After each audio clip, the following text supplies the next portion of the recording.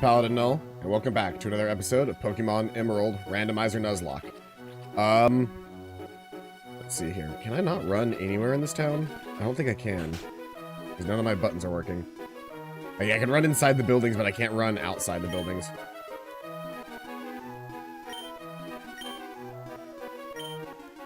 Yeah, these guys are the guys that are supposed to, like, this town is supposed to be the town that tells you about where to find the Reggies.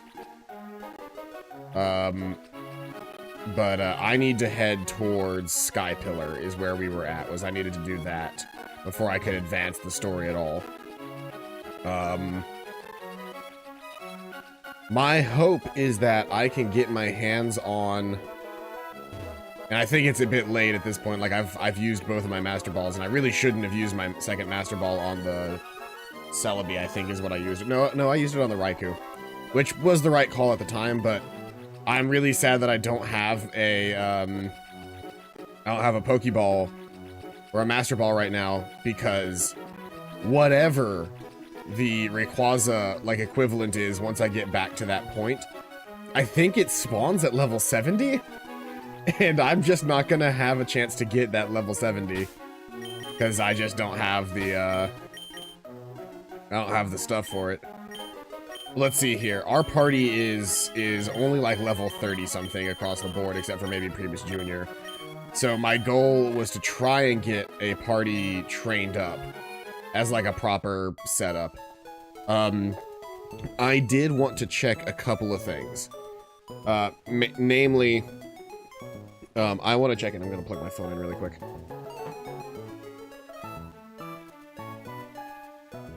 It's so much more convenient having a charging cable by my bed, or by my desk. Well, it would be very convenient if it worked. There we go. The only major problem that I've had with USB-C cables in general is just that they tend to, like, the outlet where the USB-C goes in, and I don't know why why this is a problem for these but not others, but like, you're not gonna be able to tell that, but...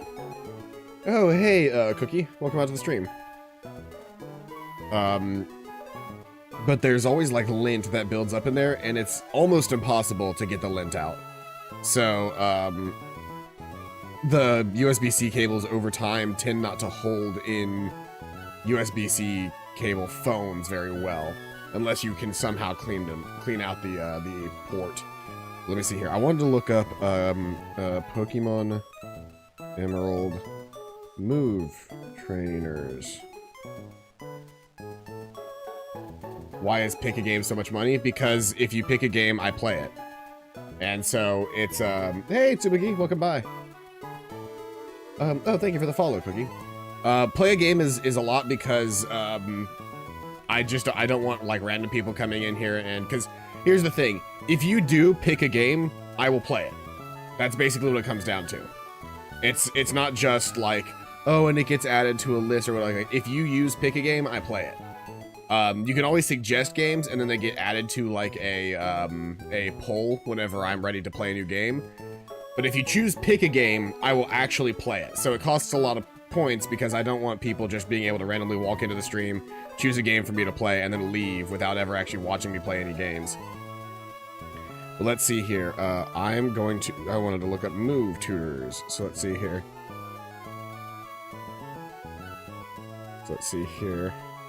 Where are all of them? So Topolis City Pokemon Center has one, so let's do that really quick.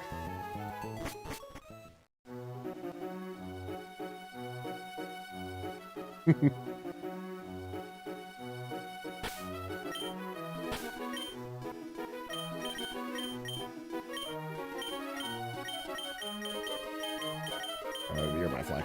What's up, Tsumigi?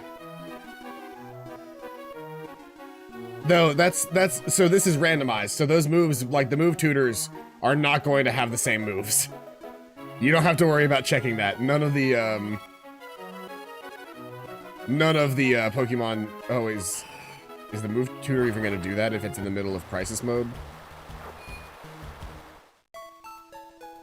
Let's see here. I think... Are you the move tutor?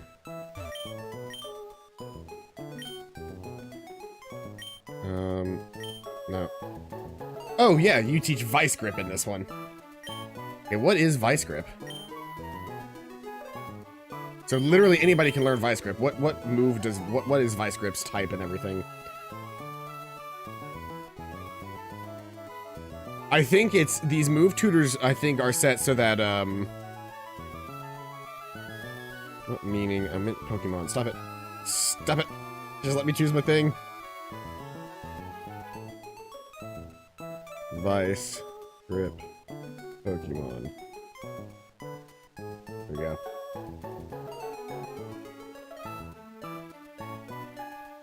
Normal type physical move. Okay, yeah, power is 55. Affected by Protect.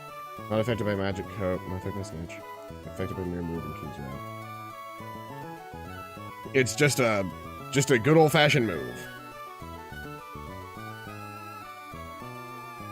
Huh. Did I see? Did I see what? Hello, Cookie. What was I supposed to see? Oh, yeah, you saw where you said you purchased that. Yeah, I see follow, but I don't see where you actually purchased anything else because I actually have an activity tracker that shows me all of the things. I haven't actually so the activity tracker lets me see whenever people do that, and I have a request completion screen that lets me actually complete requests that have been purchased with channel points.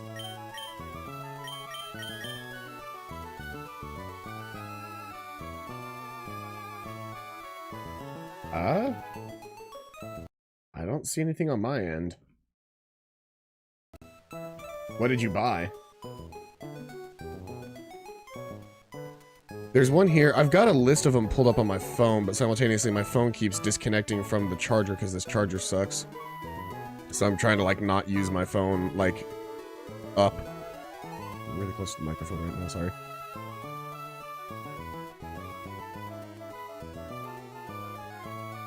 There's Vice Grip. I'm not going to teach anybody right now. Wait, no. Stop that.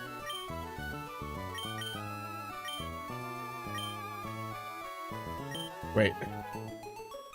Should a move be replaced to alert with Vice Grip? No. Yes.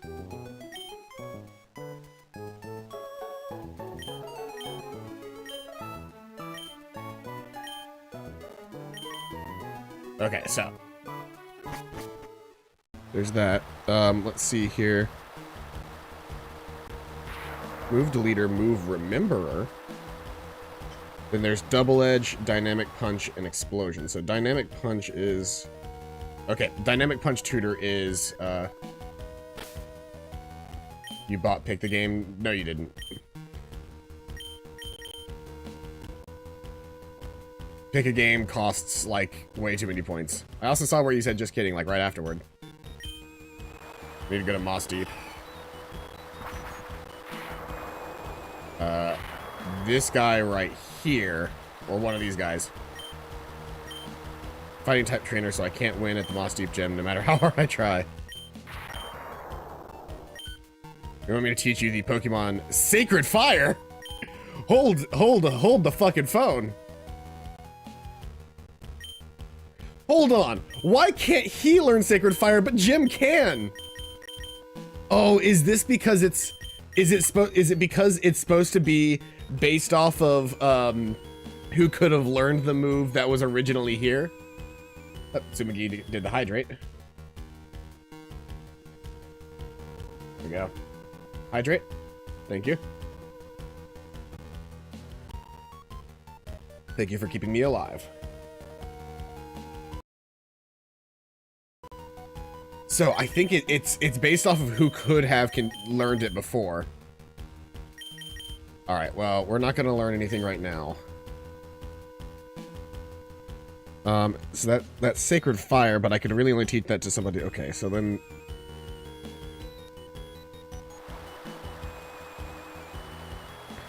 And the last one is Pacific Town Pokemon Center.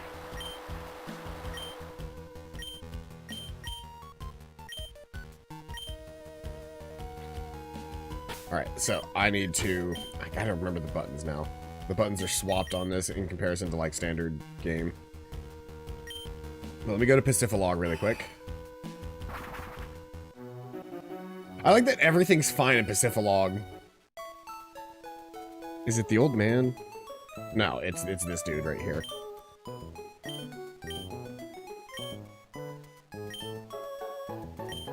Encore? No.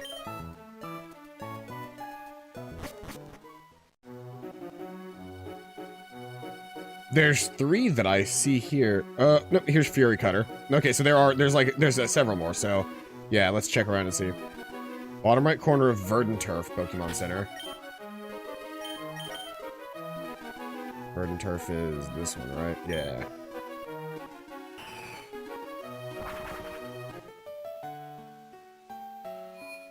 Hey, Pat. And there's one in Malville City as well. Wait, is this the music? It's this little kid?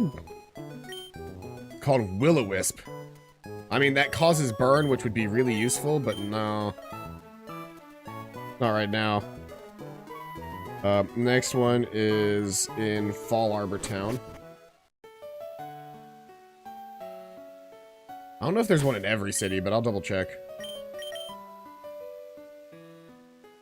Fall Harbor, that's, which one is Fall Harbor? Honesty. You're Fall Harbor. Nope. You're Fall Harbor. Nope. Where the fuck? Hold on. Slateport. Oh, hold on. Which one was Fall Harbor? There you are. Yep. I haven't played Emerald in years, so like my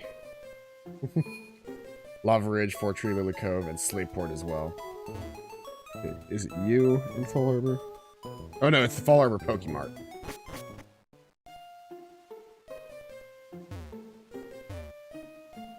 Sacred Fire would be really good, but I can't teach it to anybody that's actually useful. I can only teach it to people who could have learned Dynamic Punch, apparently. It'd be nice if there was a spell that made money appear when you waggle a finger. Water Spout. Water Spout is the good one, right? Or am I wrong?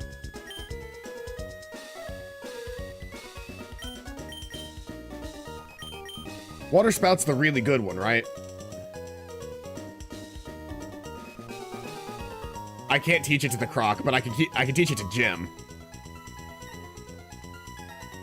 So here's the problem. Here's the problem is this was originally Metronome, so I can only teach it to people who would learn Metronome. And then it lets me teach it. Jim is a physical attacker, yeah. Yeah, that's the problem. Like, I had the exact same problem with Sacred Fire. Like, Sacred Fire was in there as well, but I couldn't even teach it. I couldn't teach it to, Hot Sauce because it was originally Dynamic Punch. So, like, I'm beholden to... Castform's okay. Yeah, I could give it to Castform, but I've already got a decent number of water fighters at this point. Water Spout's great, don't get me wrong, and I might end up using it, but... Let's see here. Lava Ridge Town. There's a house in Lava Ridge that I can also go to a tutor for. Wouldn't be the best for Moltres anyway. Fair enough, but Moltres, like, the reason I was thinking that is because Moltres doesn't have any good moves yet. It's got Sky Attack, which is pretty good. And it's got Strength, Fire Spin, and Ember. It won't learn any good fire moves until, like, forever from now. So, like, Hot Sauce is kind of hard to train right now. Water Ball just got decent at training because I have, Dragon Breath now, but... Yeah. This is the problem with Randomized is, like, I caught at level, like, 30-something, so it doesn't have any good moves because you're really supposed to, like, naturally catch that thing at, like, close to 70 or something like that. So, all of its really good moves are late-game shit that I just don't have access to right now. Is this the house that has Mimic? Yeah, this little boy gives out Mimic.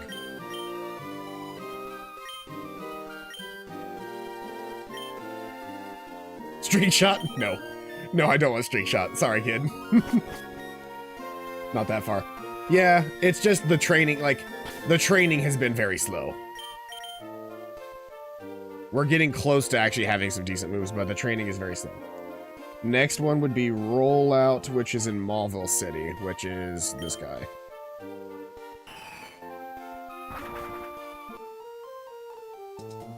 It is the fat guy standing outside of the gym.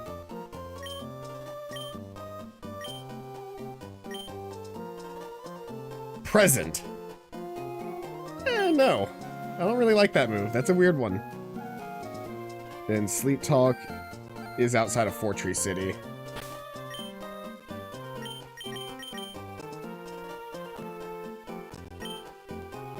Yeah, Present sucks.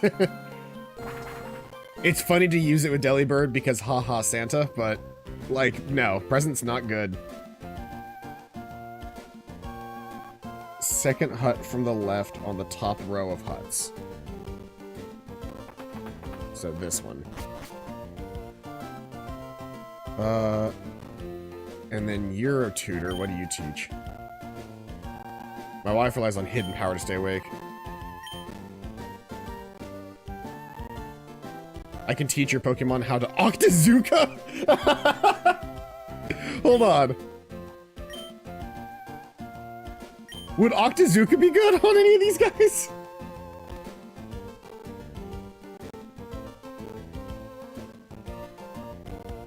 Oh no.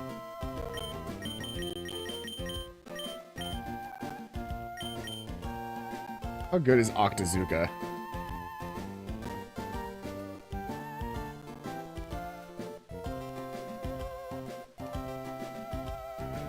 Hot sauce. Let me see here. Octazooka move. I'm looking it up. 65 power, 85% accuracy. Does it do anything special?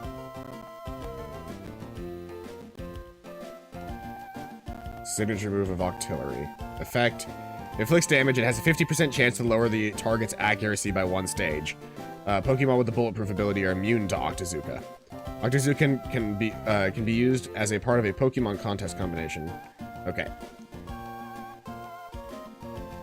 The accuracy dropping is very good. And I want to say, I can't remember, but I want to say one of these guys has like...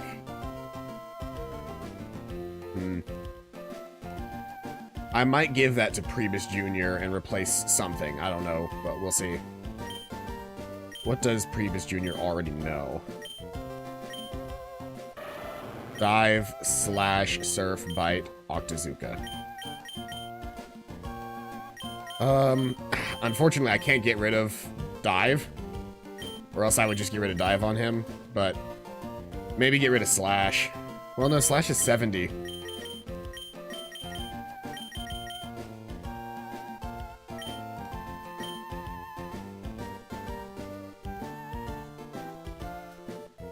Yeah, this is before this physical special split. So, like, Gym, it's not that useful for him. Like, all of these moves are... Like, he has Surf as well, just so that he has a Water-type move, but, like, his moveset sucks. I just have him here because, I used to have a, fighting type. I had a Primeape, but I kind of got rid of him because it wasn't working. So all Water-type moves are special right now. Yeah, run off of special attack. Oh, here's Heaven, by the way. These are all of my... What? Sorry, Dinner Time should not be in Heaven. I don't know why he ended up in Heaven. Dinner Time I caught recently. He's fine. Egg. I think giving Water Spout to Jim and Octazooka to Hot Sauce would be best here. Yeah, this is Heaven. Because I did, like... I think, yes, in a Nuzlocke, you're supposed to release them. I think it's funny to just put them in a box, and I made the box the sky setting, and so all of these Pokemon are my dead Pokemon in Heaven. And I'm so mad because my Salamence died. Bagla Boy. I had a Blastoise named Priebus that died. My Raikou, Tony the Tiger, died. And my Primeape, Knuckles, died. And they were like my top team. Most people just box them? Okay. I know you're technically supposed to release them, but I assume a lot of people probably just box them. Oh, you gotta head out. All right, see you later, man. Yeah, I was very mad at all of those that I lost. My real thing that I'm missing at this point is a good fighting type, and maybe I bring Redemption back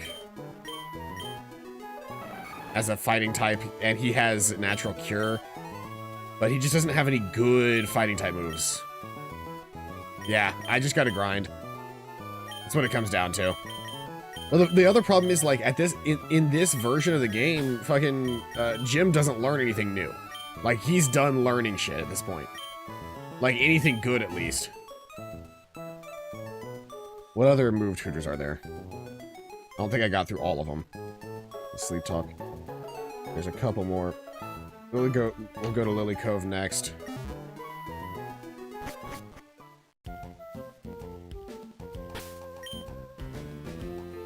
Like, I've got a good setup. I can, but the TMs and HMs are also randomized, and there are no good TMs in the store.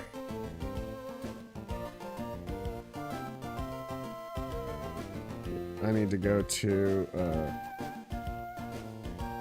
Lily Cove City's Mega Mart.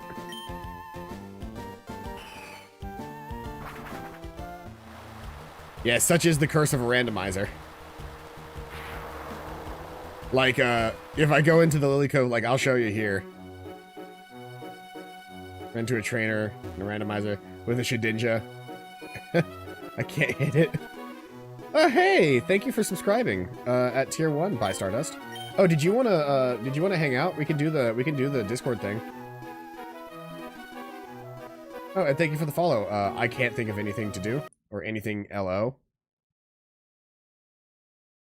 I can go, let's see here. I can go live in stream time. There we go. If you want to hop in by Stardust, you can.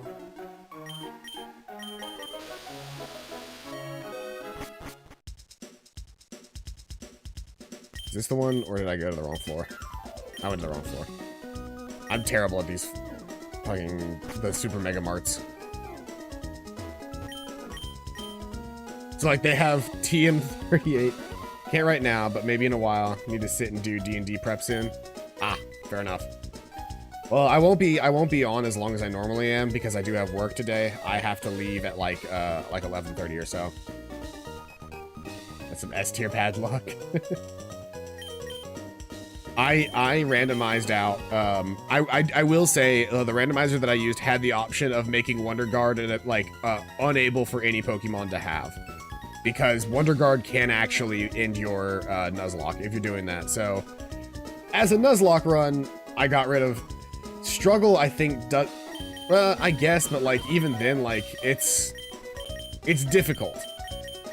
At that point, it becomes an endurance thing. But like if you're not ready for it, you're out of luck. But yeah, none of my TMs here are any good. Same on this side. Like none of them are good. Like 17 Toxic is actually not bad, but just not really useful.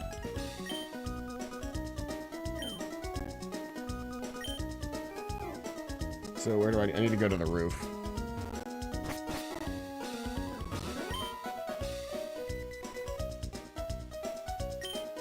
Oh, they closed the rooftop right now. Oh, and Shelton is now subscribed for 12 months. So that means it's been a full year. Been a full year since you subscribed. Yeah, I'll need to do the sky tower before I actually can get in there, but that's fine. I need to go to the Pokemon fan club in Slateport to see what the next one is. I'm checking what a year it's been. It all started with you. You know, it's funny.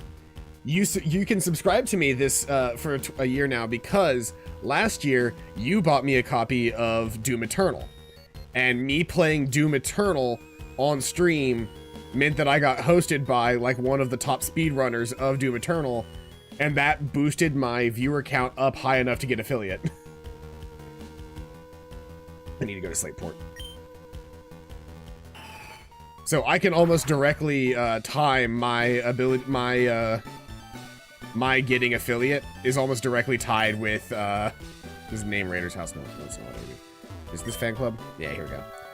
I can almost directly time my, what happened to the rooftop? Because it's bad weather right now, they won't let me up there. I actually have to go and get Rayquaza and stop the bitch fight between Kyogre and Groudon in order to get to the rooftop at this point. It is this guy.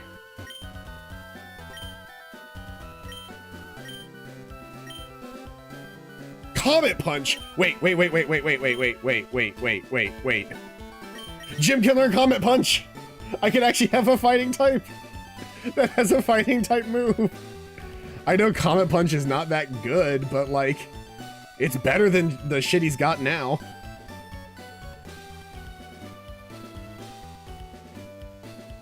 How good is Comet Punch? Hold on. Wait, is Comet Punch a normal type move? Why is it called a punch? Oh.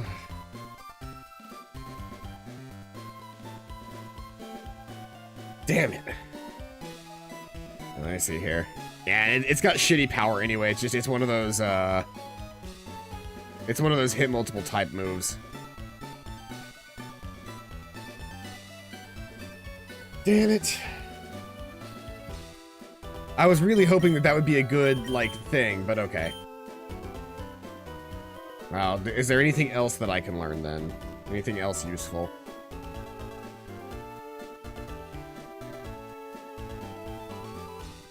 That is all of the tutors. So, the moves that I was most interested in, Sacred Fire, but I can't teach it to anybody that I actually want to have Sacred Fire. That being said, having a Feraligatr that can use a fire-type attack would be nice. I've got a Heart Scaler too. I could go to the move Relearner. I just don't know that any of these Pokemon are going to be able to move Remember anything useful. Let's see here. Next to the Fall Arbor Battle Tent.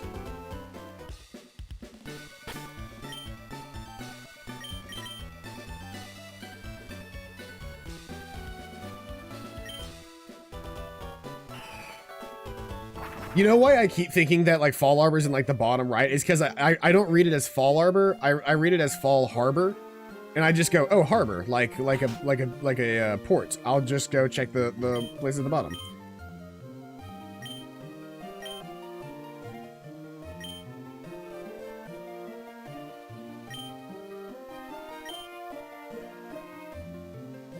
Really quick.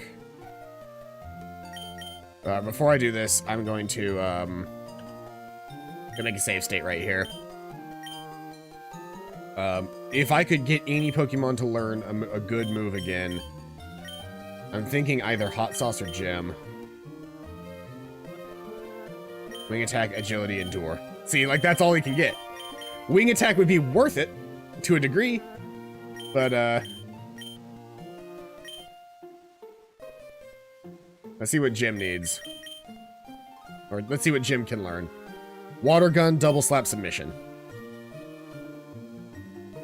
Like, Submission is strong as hell, but in a...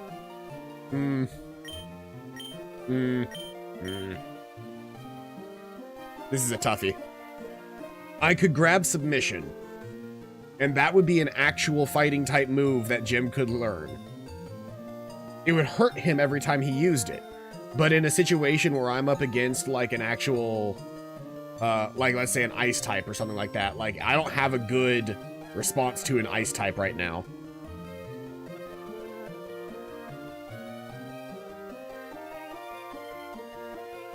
Yeah, I'm thinking Submission might be the only good option I have here.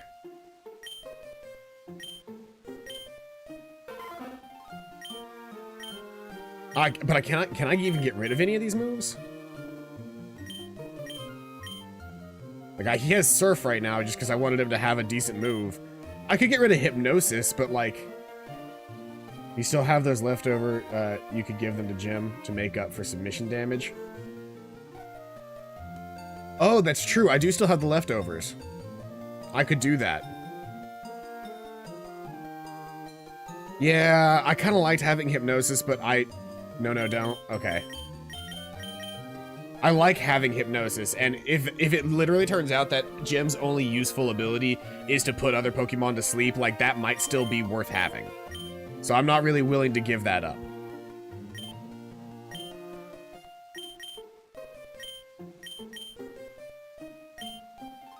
I need to go to the move to leader to remove Rock Smash, right? And that's in the Lilligove Mega Mart. Or neighboring the Mega Mart.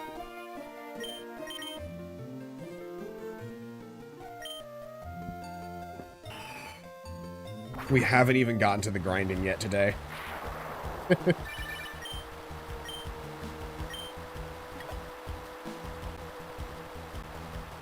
Is it this guy?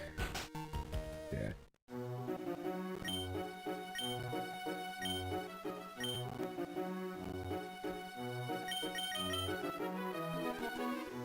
Jim should forget Rock Smash.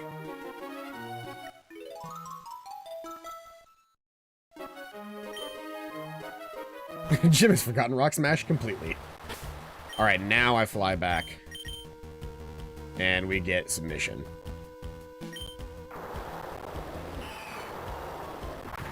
That's at least something.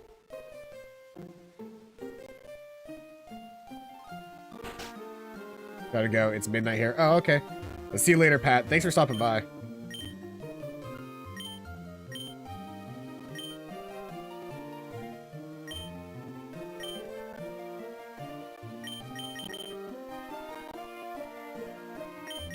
Jim is learning submission again.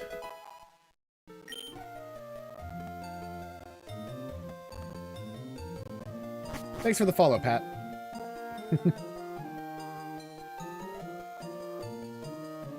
Alright, well, Jim now actually has a decent move.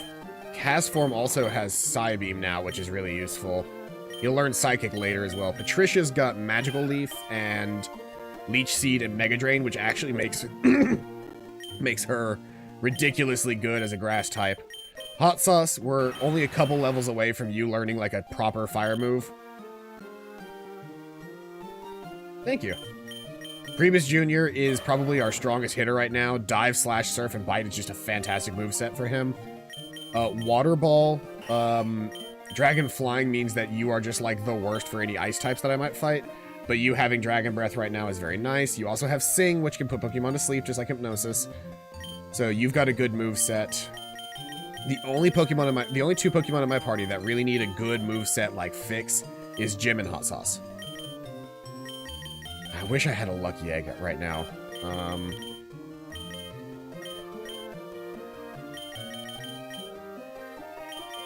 Where are those leftovers? I'm gonna see about doing some, like, solo training with Jim. He's level 29, so let me see. What level are the Pokemon in this area?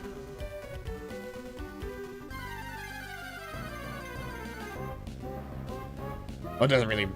They're level 15.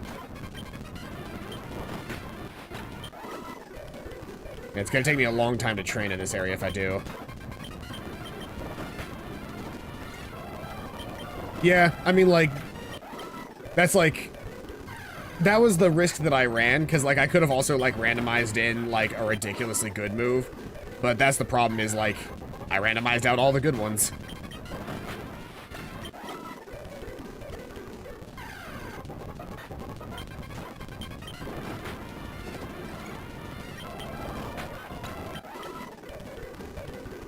Like, at least Strength deals a decent amount of damage. That's what it really comes down to for me, is like, yes, I have that. Surf is also really strong. Like, he has moves that are actually useful for him. But I think, like, he doesn't learn anything good anymore at this point, so, like... As a fighting type, like, he doesn't have anything good. Like, I'm so supremely mad that I lost, what's his name? Lost Knuckles, because he had Low Kick and Karate Chop. Like, that's so good. That's like the two best fighting moves. I know that there are better fighting moves, but like, as just like a good old-fashioned damaging fighting type move, like, fucking karate chop and low kick are great, especially because like 9 times out of 10 when you're going up against yeah, it's because you're supposed to train them up. You're supposed to train them up and get like new moves for them, like train them at like younger levels. But the problem is like he's not a fighting type when you first get him, so like that's not an option. Initially, is like he doesn't naturally learn any fighting type moves as a poly whirl or a poly wag. Let's see here. I need to get to an area that has higher level Pokemon. Ah! My Stardust used the Metal Gear Solid Alert sound effect. Which, by the way, I was gonna say, if you're subscribed, there are a couple of sound effects that you can use for free. Oh, and you're giving out tier 1 subs. Hey, Tsumugi, got a sub. This is not a good matchup. Hot Sauce, get in here.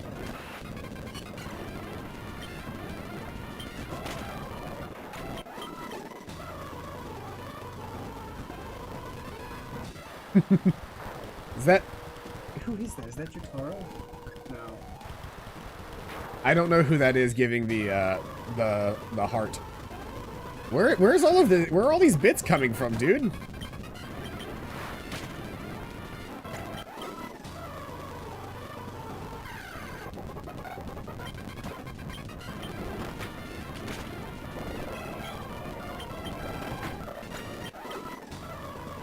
Carry on.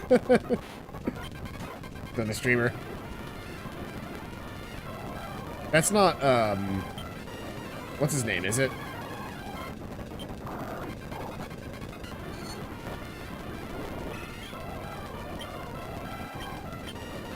That's not, what's his name is not a good, Saving the Bees. Okay, no, that's not who I was thinking of. For some reason I thought it could have possibly been Joe Cat, but it's not Joe Cat.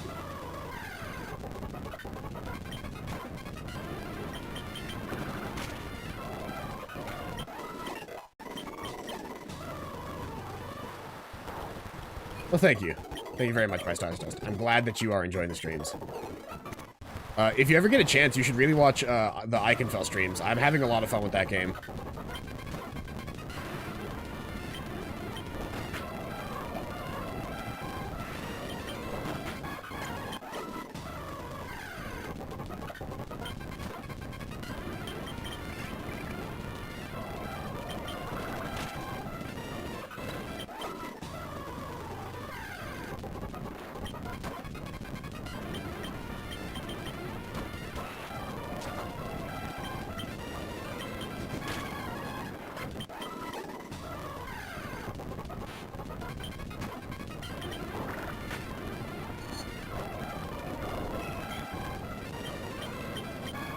Fear the power of the leftovers.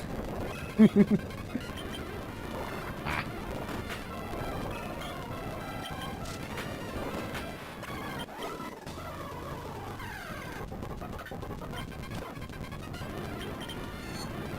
Yes. Having hypnosis is so good because well, hypnosis would be more good if you stayed asleep. Just saying.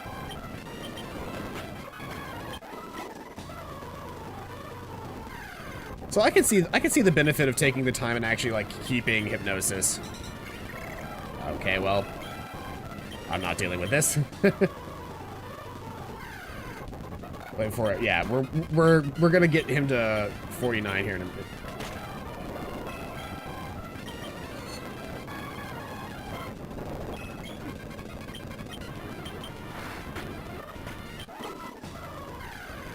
I wanted to be at top of the weekly leaderboard, so I did. Well, there you go. Congratulations.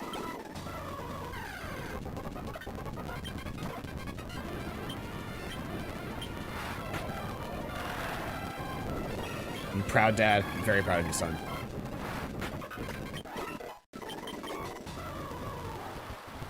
Nobody at work believed me when I said that I was 27. They're like, oh, happy birthday. What, how old are you? I was like, I'm 27. They were like, ha ha, how old are you really? And I'm like, I'm 27. Like, that's not a joke. I am 27.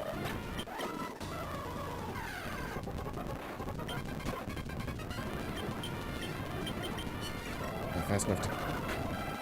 Not strong enough to kill him in one shot, which is the dangerous part, because now he can use, like, a grass type something. Does he even have a grass type something? I don't know that he does at this level.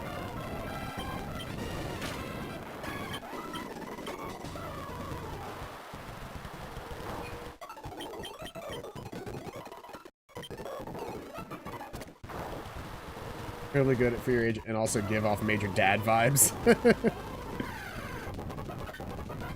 That's called living a life of not giving a shit.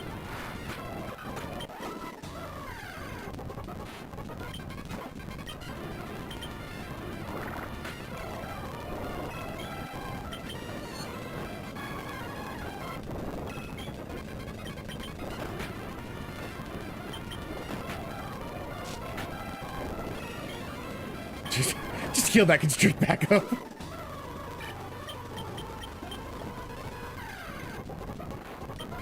The only problem I have with this water, the only problem that I have with this section is the Groviles.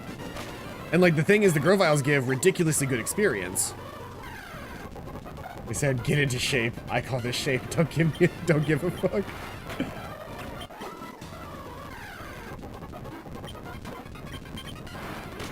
I've only ever lived my life for my own happiness and the happiness of my friends around me. So like, I'm like whatever choices I have made in life, I'm happy with them.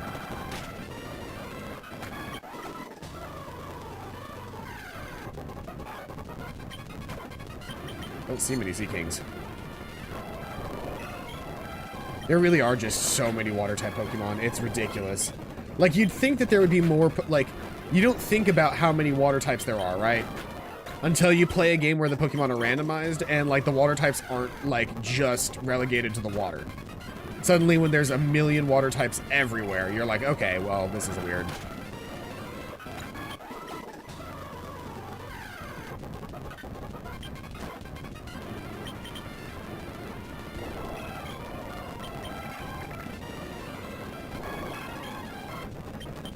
Well, the only reason I was doing that was to give myself a chance to heal up, so.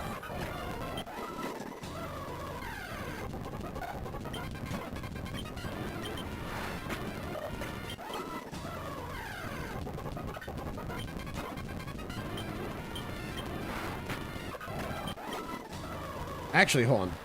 I need to double check, but the fucking Spirit Tower is nothing but Groudons. I could be training off of those guys with Y water types. The Mount Pyre is like the inside of Mount Pyre is nothing but fucking Groudons.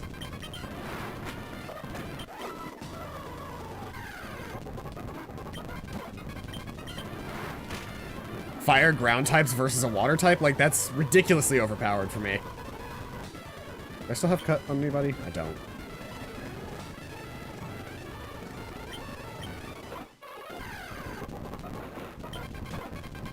Tropius is not ideal.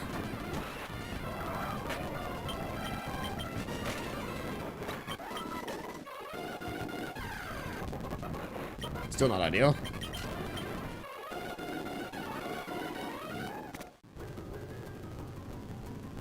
Okay.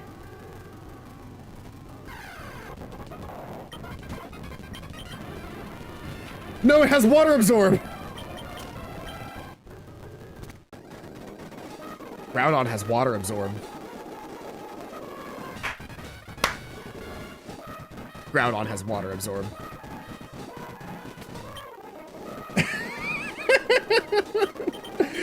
Fucking every Pokemon in this game has had water absorb. It's the worst. Like I'm taking a thing in a claw.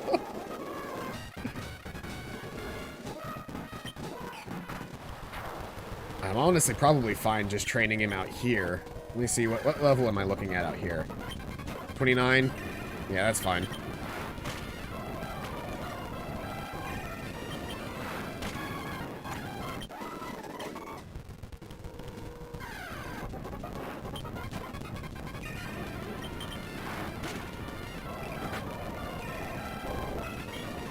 Kill that back.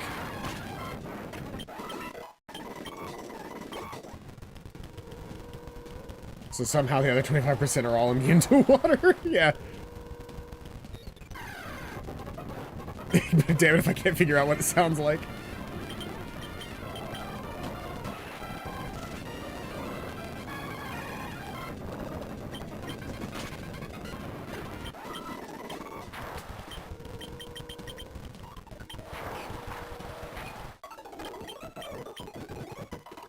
Take care of the poison. The Tangle is the only Pokemon, like, just like Grovyle in the last training area, Tangle is the only Pokemon in this area that I'm not a fan of. I can deal with everything else just fine. Tanglas are annoying. And nine times out of 10, I can probably still deal with them pretty fine. Like, that doesn't do a whole lot. Because Tangle is a terrible Pokemon, and it's not a good Pokemon, like, at all.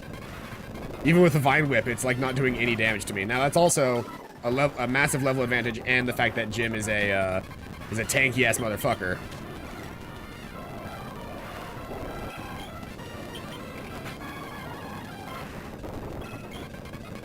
Or she just had to get that one fucking smoke screen off right at the beginning of the fight. That was good, easy experience for me, and you just had to make it harder.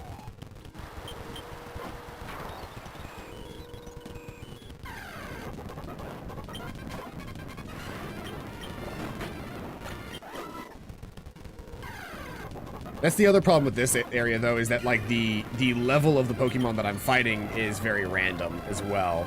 I don't know why they did that, but the water is always full of random Pokemon levels.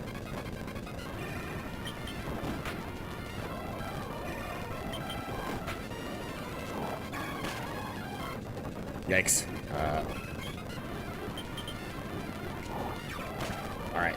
Alright. After 2 of those, I'm ready to go ahead and say, let's get Hot Sauce in here.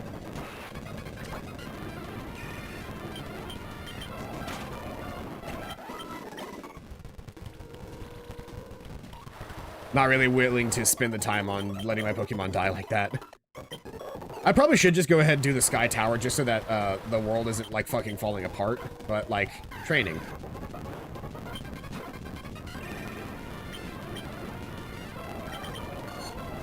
$24 Tangle is not that big of a deal. This Absorb, while annoyingly, while an annoying move to have used against you. Bit of submission. I was gonna say, submission might actually just be worth it instead of letting him sit here and, like, beat the shit out of me.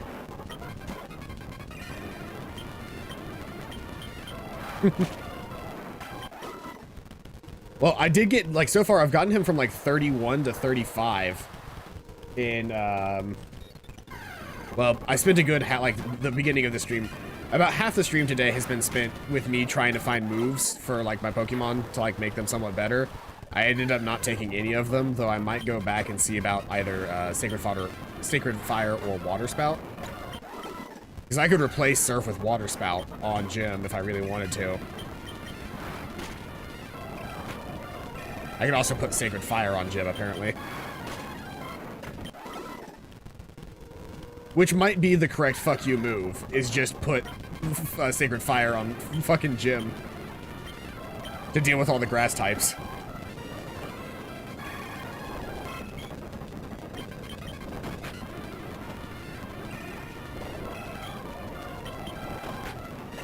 The hypnosis leftover combo is actually, like, a really, really useful, like, leveling tool. This thing's level 35. I'm not bothering to try and, like, do this the right way. I'm just gonna fucking sky attack it. Ah, damn it. My attack missed.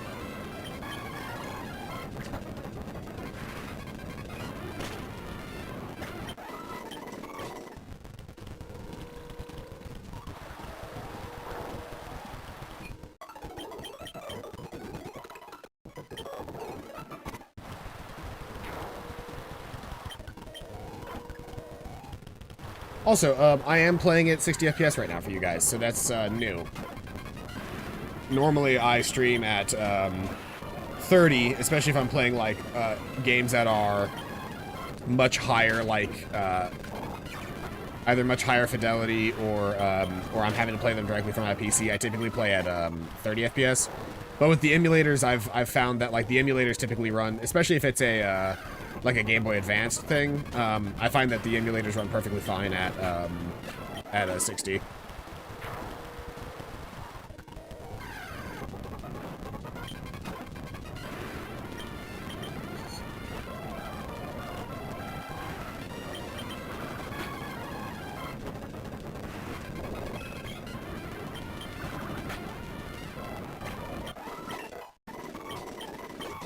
Jim is now level 36.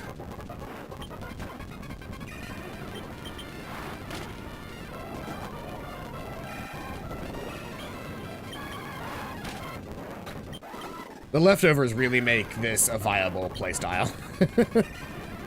Otherwise, this would be not the best.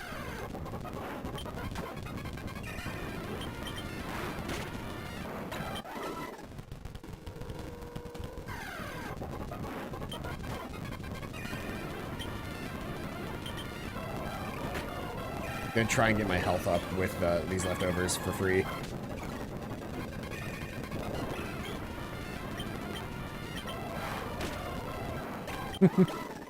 Leftovers also equals free healing. Cause I'm free. Free healing.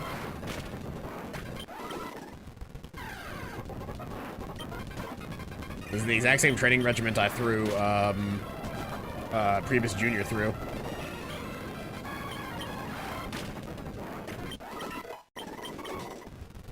And it seems to be doing Jim wonders. I won't be able to do as much good training here with hot sauce. There's the other annoyance here is that like hot sauce is just taking forever to train.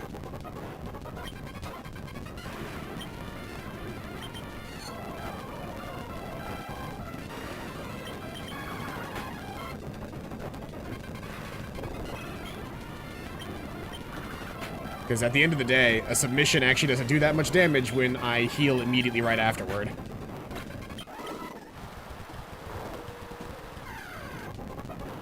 And against high-level Tangela, it's absolutely worth doing a hypnosis at the beginning of the fight. Letting my health go up a little bit, and then using submission. Why are my attacks missing? What in the fuck? This is the fastest asleep dude that I've ever seen.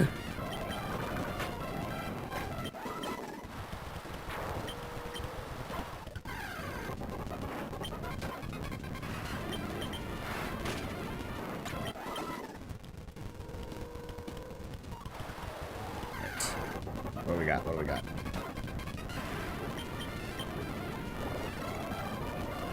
I don't like the fact that you can raise your special attack like that. Like, it's not that big of a deal because you're only level, like, 19, so, like, whatever. In fact, I'm just gonna submission you because you're dead in one shot.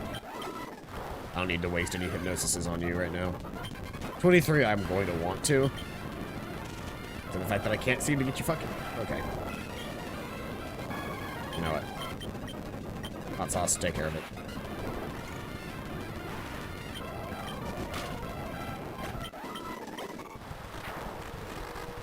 Oh, right, fucking poison. I almost accidentally walked him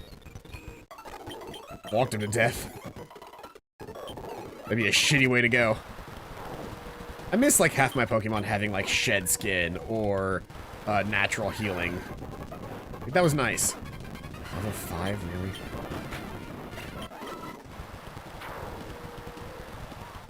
Like, the thing is, this is also the area where I can get some of the highest level Pokemon that I feel comfortable fighting. But the problem is that they also typically just throw like level 16s and shit at you as well. So the consistency of the fight is not the best here. But I know which Pokemon spawn here, and I know how to handle all of them. I'm less sure of Pokemon in other areas, and this is right next to a possible healing place. So like, I feel comfortable leveling against these guys. And that matters a lot in a Nuzlocke. The other fact of the matter is Jim just gets a shit ton of, like, Jim's stats are actually really, really good.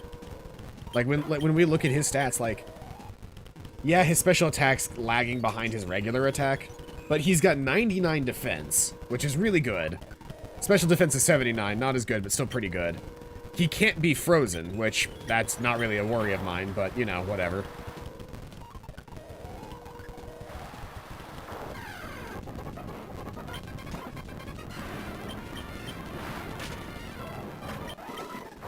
You know, even though I've obviously got hot sauce, right? And hot sauce is a really good Pokemon, right? But I also have, and I don't have him with me right now, but I have a Charizard. I have a Charizard named Sparkler, who would be another really good fire flying type. Obviously not at the legendary like level, but Sparkler I think would eventually learn like really good fire type moves. And let's see here, where is Sparkler? Oh, you know what? Sparkler is currently in the daycare. That's right. Do I have more than the 1 heart scale, or would I only have the 1 heart scale?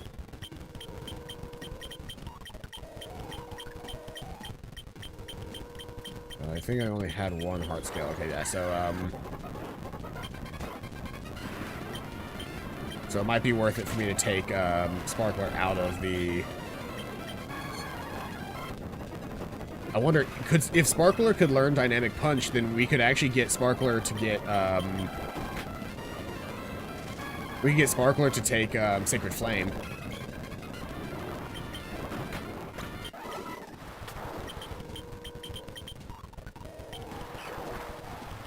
I should probably check on their level at some point, too.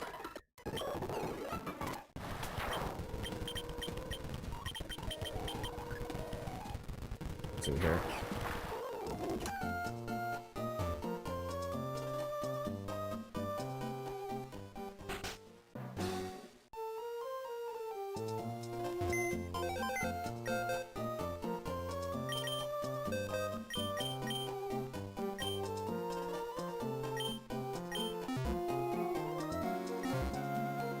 Who do I have in here?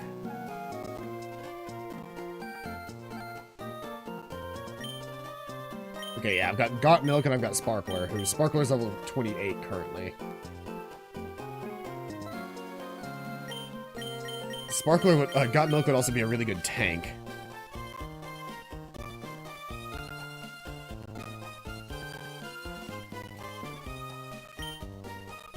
Shit, am I out of money?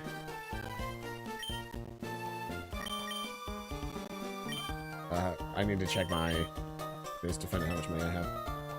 Oh no, I'm out of money. This is a problem.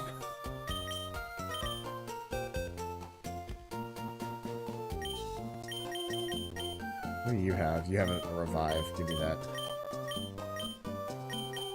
You've got the sharp beak. You've got the scope lens. You've got a fucking TM of some sort.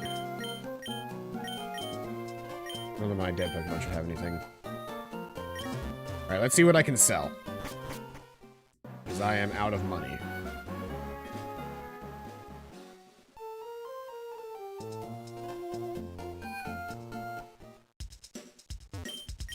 I could also just try to find some trainers that I haven't fought yet, but let's see here.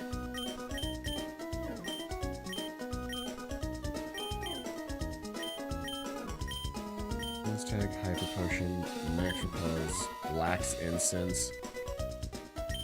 Slightly lowers the foe's accuracy would be useful. Macho Brace, Deep Sea Tooth, I'll just sell that. I don't think I'm ever going to use that. Metal Coat, Steel type Pokemon. I don't have any Steel types, but I'll hang on to it just in case. I'm going to give the Twisted Spoon to Cast Form. Quick Claw. Amulet Coin's useful. Choice Band, useful. Revive, get that out of here.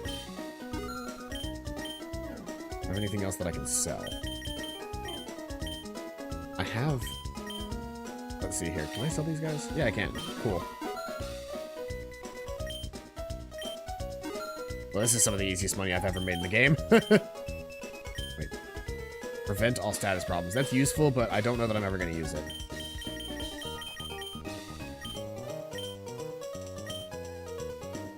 Alright, I will see you later. I will definitely see you tomorrow. Knock off, Parish Song, Sky Uppercut, Whirlpool. I've got enough money now if I really wanted to do it, but yeah.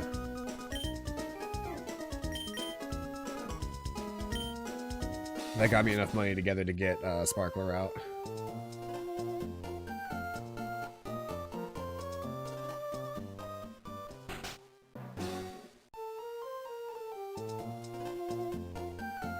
Like, I think at the end of the day, it's going to be more useful to get Moltres up to level, but Sparkler would not be a terrible secondary fire type.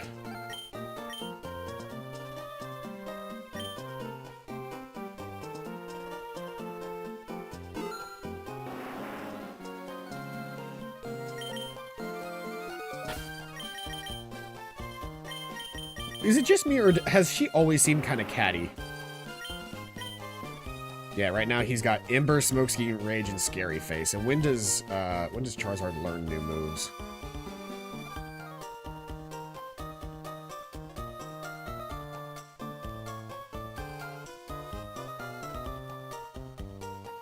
Charizard, the top result for Charizard, when you type just Charizard in, one of the top results is Charizard Pokemon card. Because that's what, like, caused this massive fucking, like, dilemma with Pokemon cards, is, like, the one new fancy Charizard that came out recently. People have been going fucking crazy for that thing. Let's see here. Generation 3 moveset. Apparently it can... Oh, that's just for Fire Red and Leaf Green, never mind. Damn. I was looking, because technically Gen 3 has 2 sets of moves that you can look at. You've got Ruby, Sapphire, Emerald, and then you've got Fire Red and Leaf Green. In Fire Red and Leaf Green, he could learn Metal Claw and Heat Wave at a relearner. Heat Wave would be a very good one to learn. Obviously, it's a little whatever, but... So he learns Flamethrower at 34.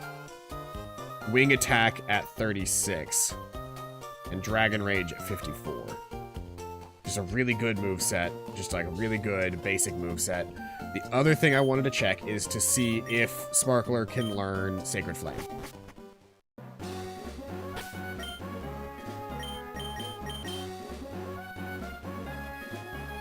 One of the guys at Moss Deep was a move learner for Sacred Flame.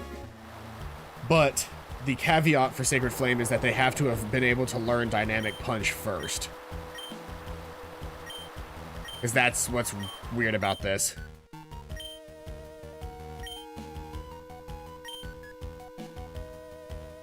Yes, he can learn Sacred Flame. I think that this is a good move. Let me see here. Yeah, mystical fire attack that may inflict burn. Honestly speaking, I'm thinking Sacred Flame is actually worth it on Sparkler, because Moltres can't learn it because he can't learn Dynamic Punch, but Sparkler can learn it, and that's a really, really good fire type move.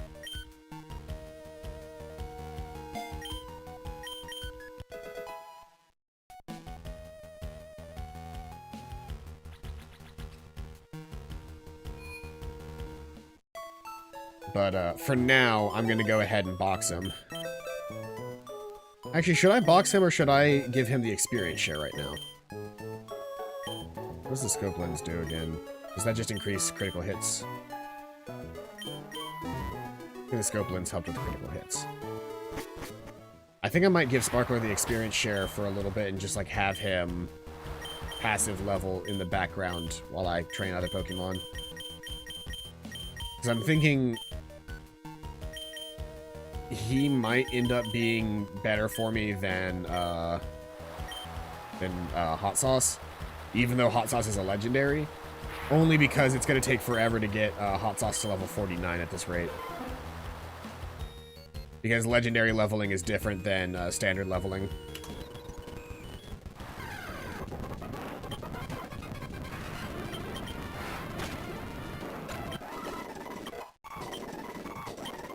Sparkler's already getting levels.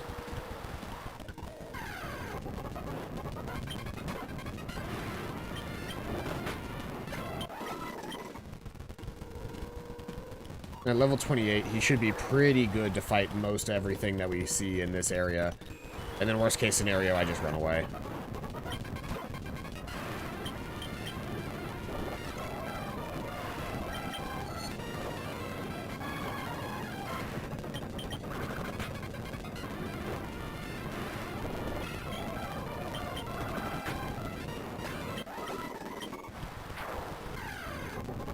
I understand that this does slow down Jim's training, but oh boy, I always forget how strong this thing is.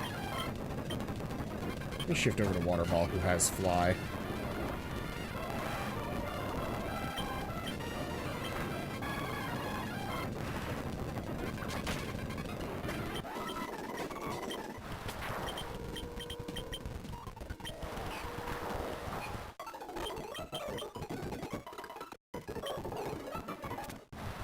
Thing is, was it Black and White that they introduced that Pokemon could recover from being poisoned?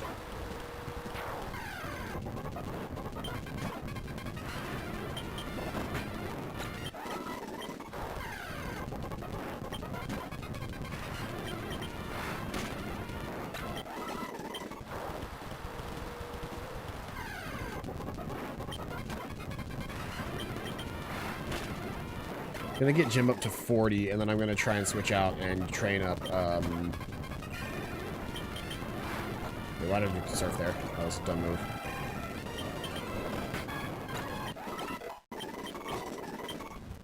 Then I'm gonna try and train Sparkler directly.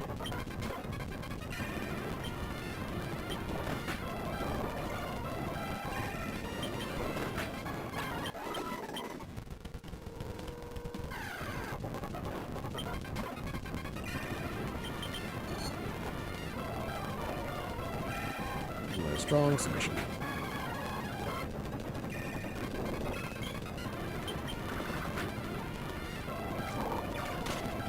Yeah.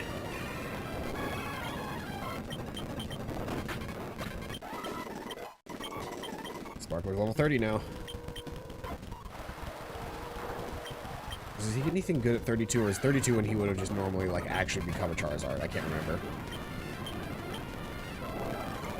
Wait, why did I try to hypnosis this guy? He should die. Oh, this is not going to go well. We just run away. The second they get 2 fucking growths, I'm like, no, that's not worth it. I may not have taken any damage yet, but he's basically just charging up for a one-hit kill.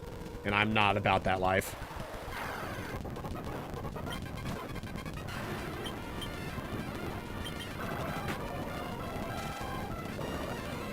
That's annoying.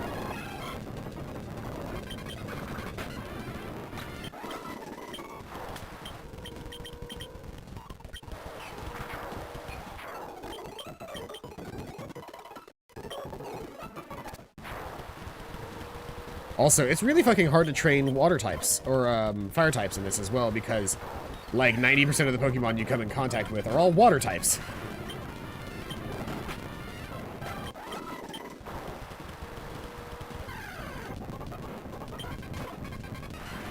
It's like the one easy place to train my water types right now. Because aside from Tangela, everything in here dies pretty quickly to my other water type moves. Fortunately, it seems like Tangle is like the one thing that I see the most of while I'm here.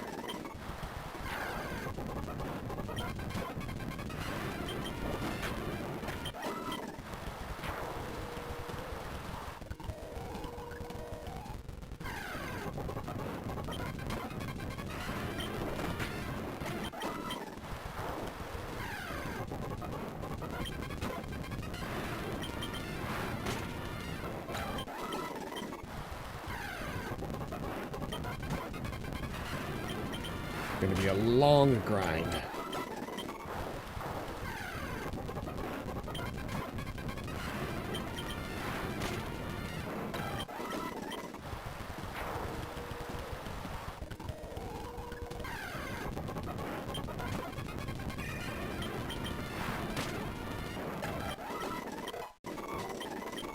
Sparkler's at 31.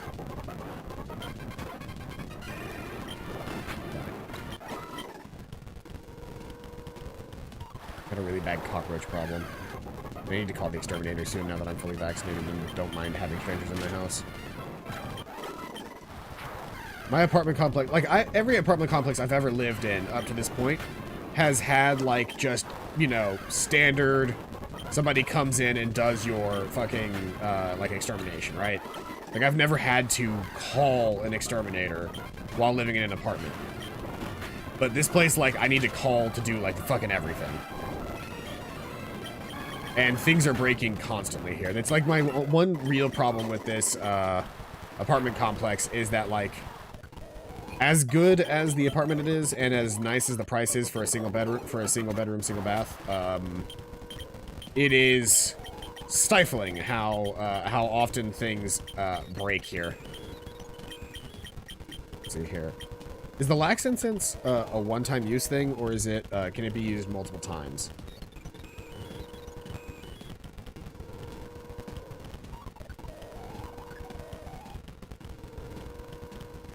Lax incense introduced in General 3 is increase. It is an incense that allows Wobbuffet to produce why not eggs. In battle, its effect is identical to the bright powder. Okay.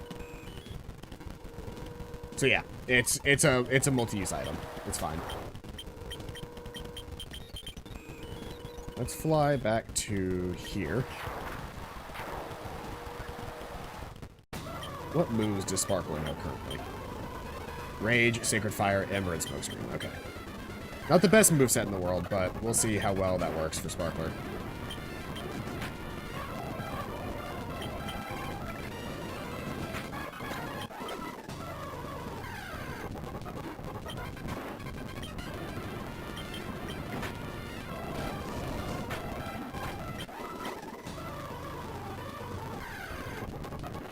Honestly, I encounter any trouble Pokemon, a Sacred Fire gets them dead pretty much every time.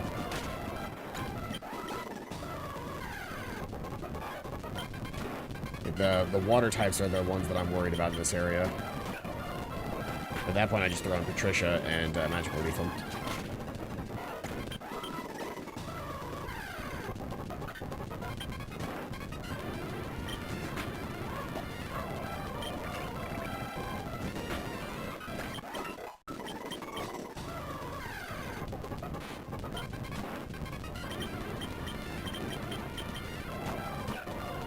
And honestly, this means good training for Patricia as well.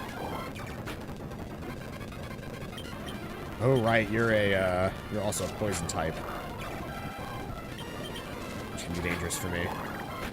Yep.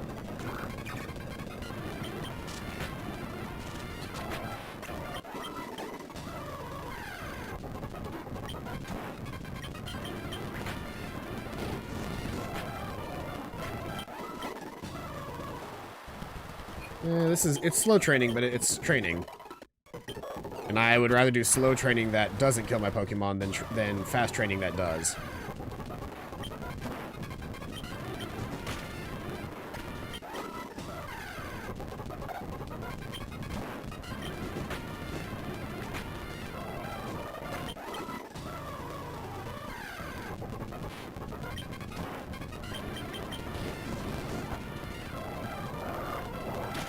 Okay, yeah, no. Do not need to risk it. You're also a poison type, which means Cast Form can kill you with Psybeam. It's weird, like, there's one region in the entire world where shit's going down, and then you take 30 steps to the right, and you're just like, oh, you know, everything's fine over here.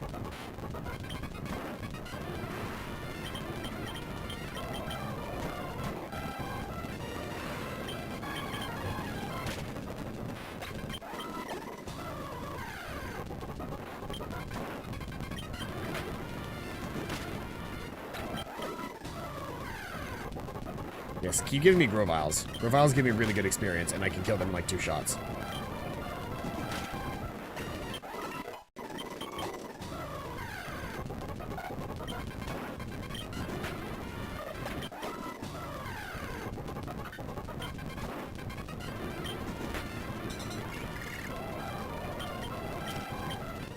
I'm not going to deal with being confused. Your paltry little sum of experience is not worth it.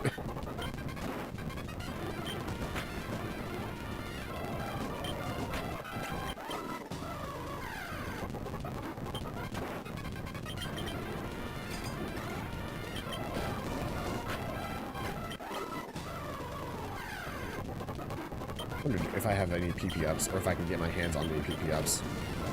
Because if I could, getting Sacred Fire up to max PP would be really useful.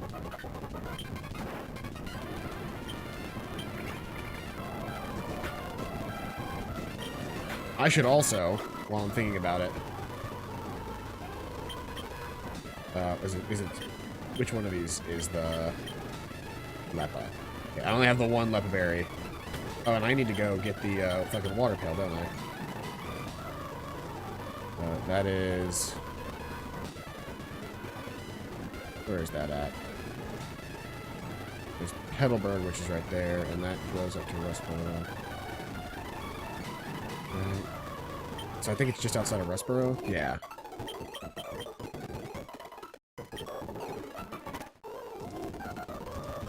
Because if I'm going to be doing this, then I might as well be trying to get my fucking Lepa berries back so I can have a lot of PP.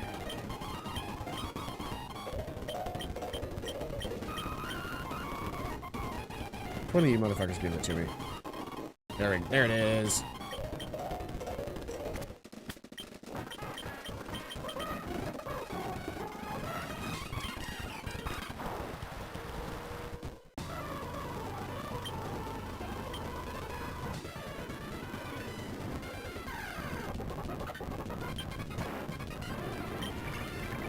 And then as that grows back, it'll be worth it because I need more PP healing items, and as it turns out, Lepa berries are incredibly useful PP healing items.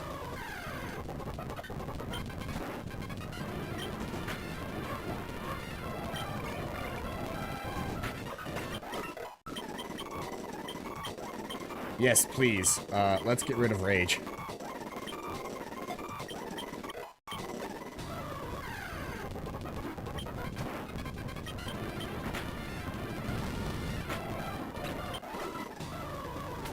Oh, next time I get into a fight, I need to move Flamethrower up to the main position.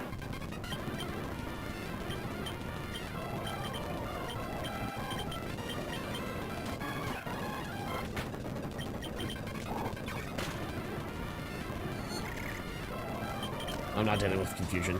Sorry. Easiest way to get me to leave a fight, make me confused.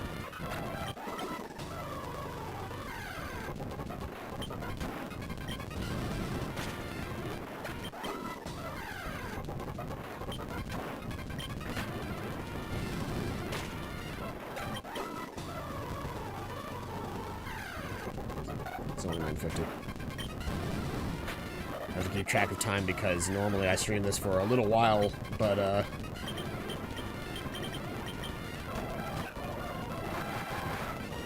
it's fine.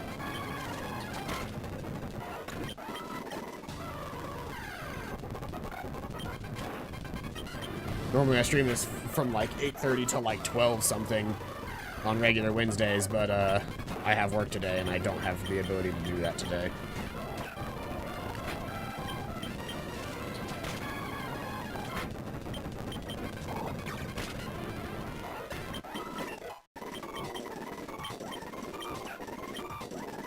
Yes, please. I'll get rid of Mega Drain for Giga Drain.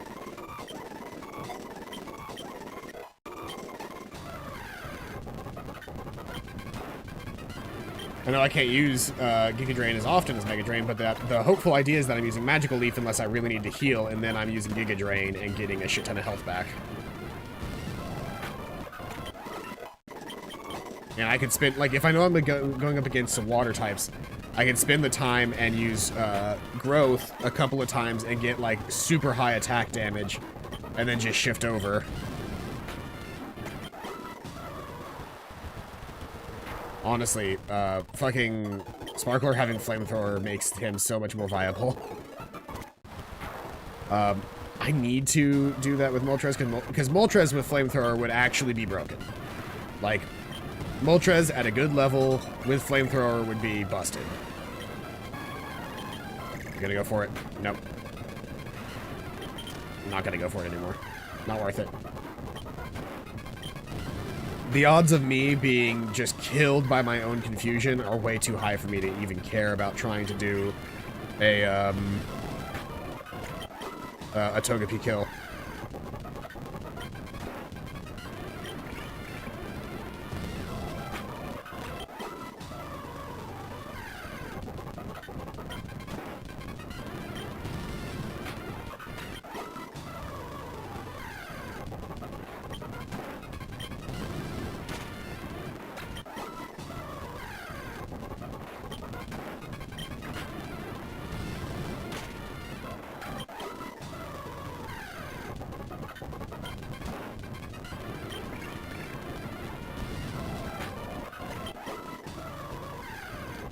I'm thinking I might end up turning animations off here in a little bit. Just to get through fights even faster.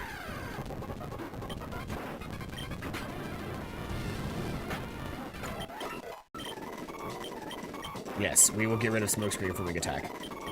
Sparkler is now a force to be reckoned with.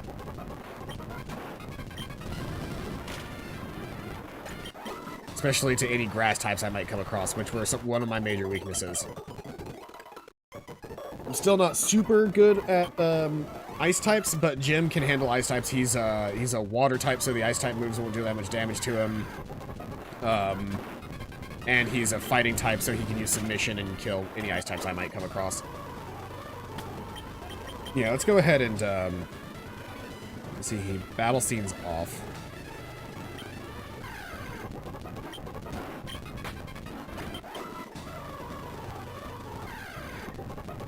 Talk about saving time.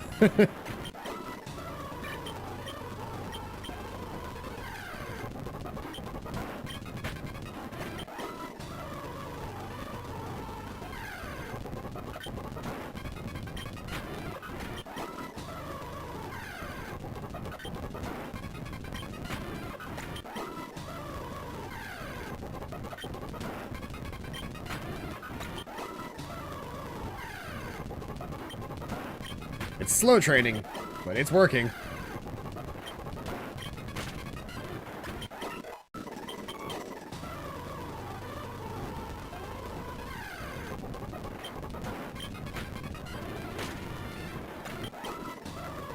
The grow vials are really nice, but like everything else is whatever. Experience is experience at this point.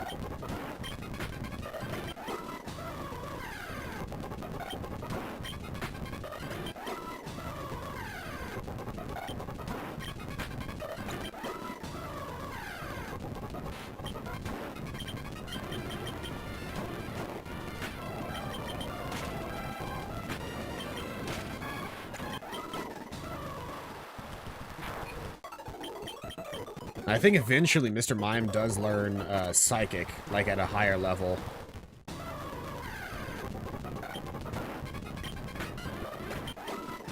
The only reason I had to go back there was because I ran out of PP in Flamethrower.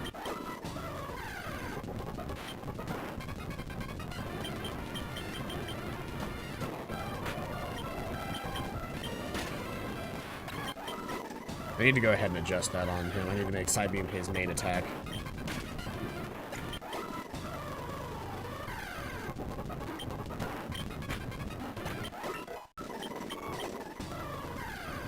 .38.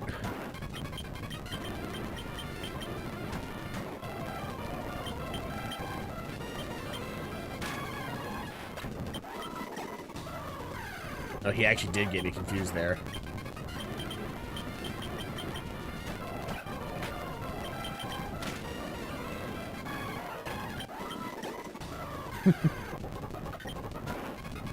Patricia in with a Giga Drain.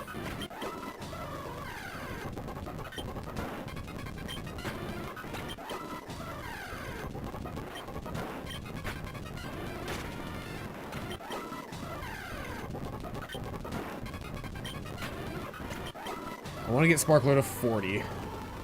I'll feel comfortable with him at 40.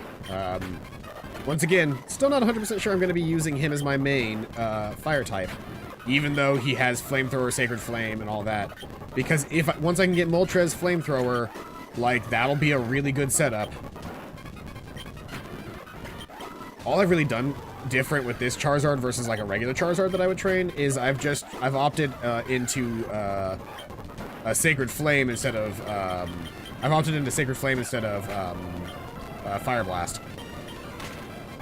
That's like the only difference is like I would normally use Fire Blast on a Charizard because I would normally be able to get the TM for it.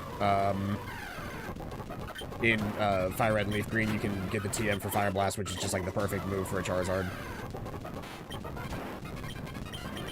I'm actually out of Fire Blasts, so...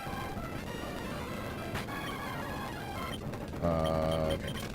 You confused me, and I don't want to deal with that. I actually need to go ahead and... I haven't done it yet for Mr. Mime, or for Castform yet, but yeah, I need to go ahead and give you that twisted spoon.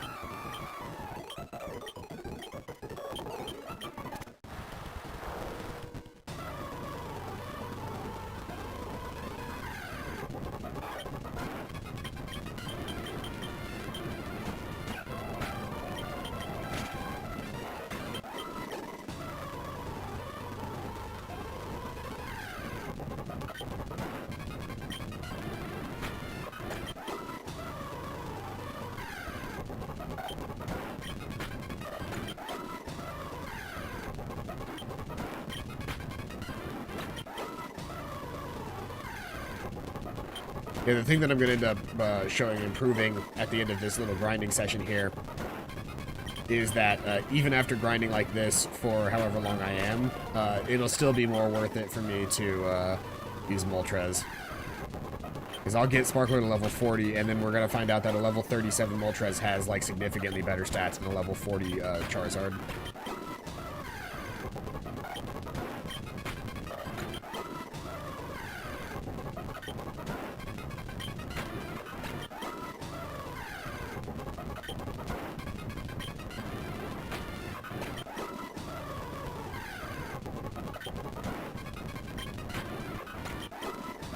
Well, I don't have anything that boosts fire type moves. I definitely do like having the thing that makes it so that attacks miss me more often than not.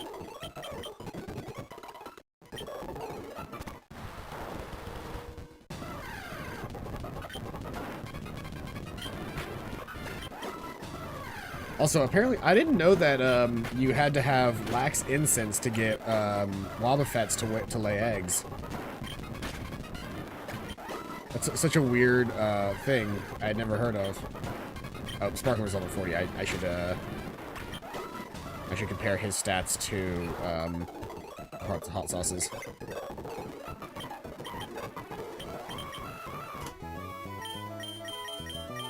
So, level 37, special attack 112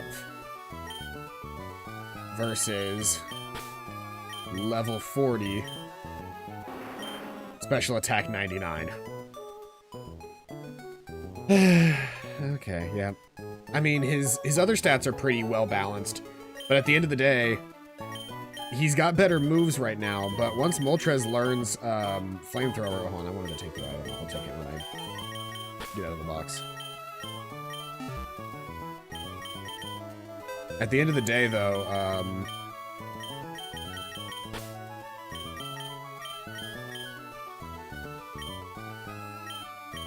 I'll just give that to you, I guess.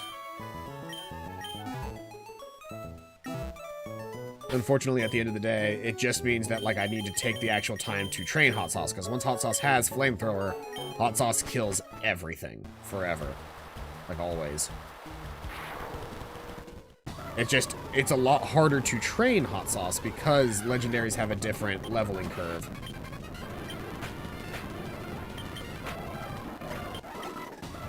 So they gain experience at a much, much lower rate.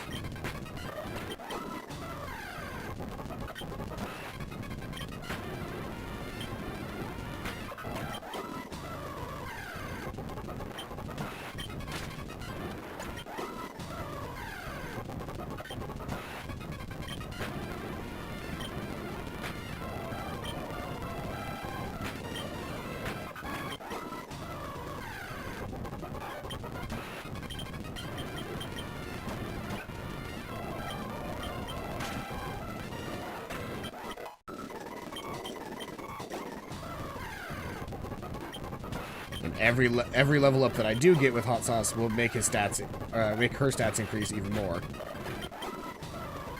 Hot Sauce technically doesn't have a gender, but it's named after a viewer who was in the chat called, I think it was the Queen of Hot Sauce. Well, what is Hot Sauce's, prevents burns? Heh. As useful as that's gonna be.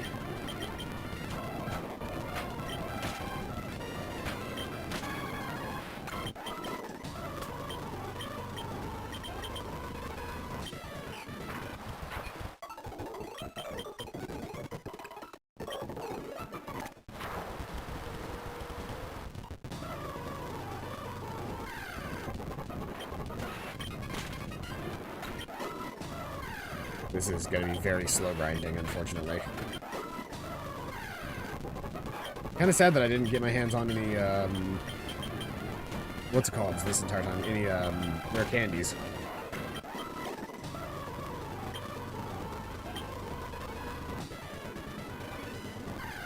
Taking care of that lepa berry because it's going to be my, gonna matter a lot to me in the future. When I need to have more than like 5 uses of Sacred Flame, inevitably when Sparkler has to get into the prime time after Hot Sauce dies in an attempt against the Elite Four.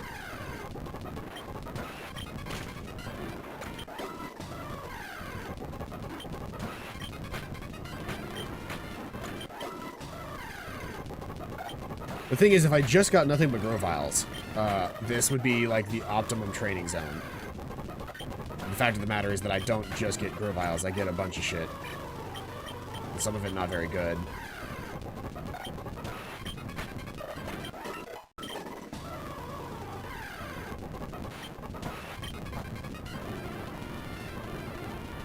Alright, I need to switch out to cast form.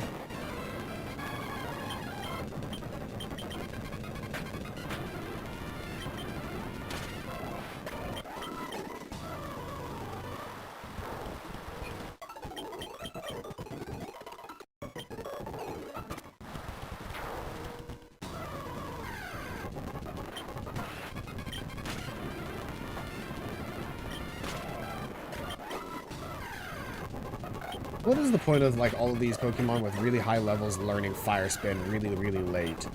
Like, Fire Spin's not a good move, and yet it's, like, the last thing that Charizard learns.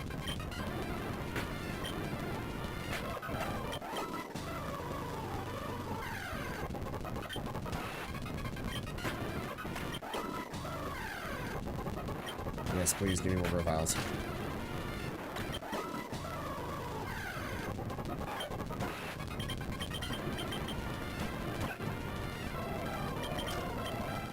I'm not dealing with confusion, sorry.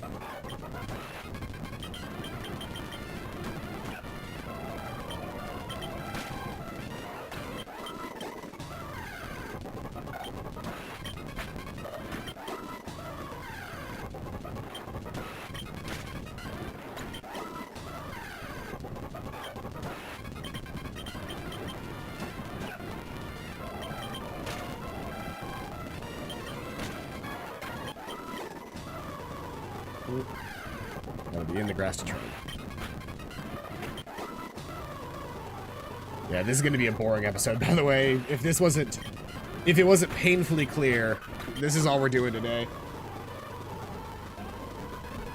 I just realized my phone wasn't plugged in. While I may not be using it right now, I will want to have it charged for tonight whenever I do go to work. Okay, stay plugged in. Thank you.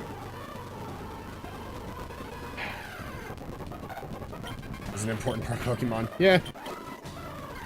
That time that you spend 30 minutes, or like, you know, 4 hours in one patch of grass. Since I'm playing at 4 times speed, every time that I spend an hour in the grass, I'm spending 4 hours in the grass.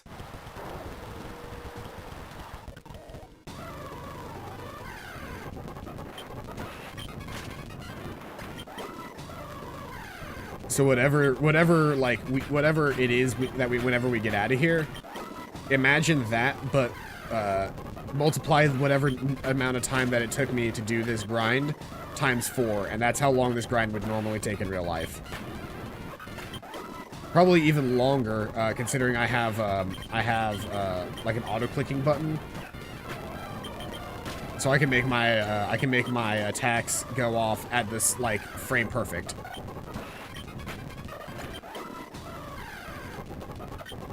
That's how I'm training right now, is I just have a frame-perfect button presser. At 4 times speed. Which means that to get to the amount of grinding that I'm doing, you would have to do so much button mashing. It's not even funny.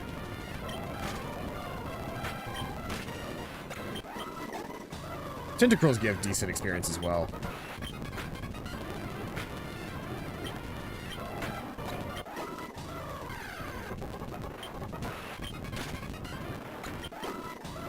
Groviles and Tentacruels are like the two best ones, but Groviles are especially good because I'm training on fire-type Pokemon. What was it to get Flamethrower again for Hot Sauce?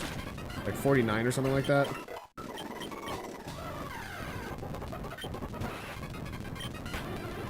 Yeah, 49. Well, I did this grind for Baglaboy to get into a Salamence. I can do it for a Moltres. I think they're on a similar leveling curve anyway.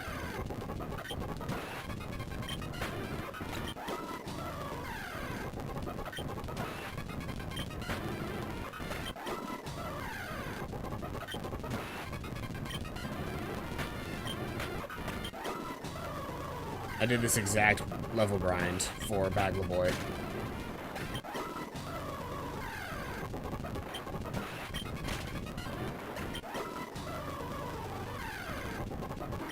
Because I lost a Baglaboy shortly after his level grind.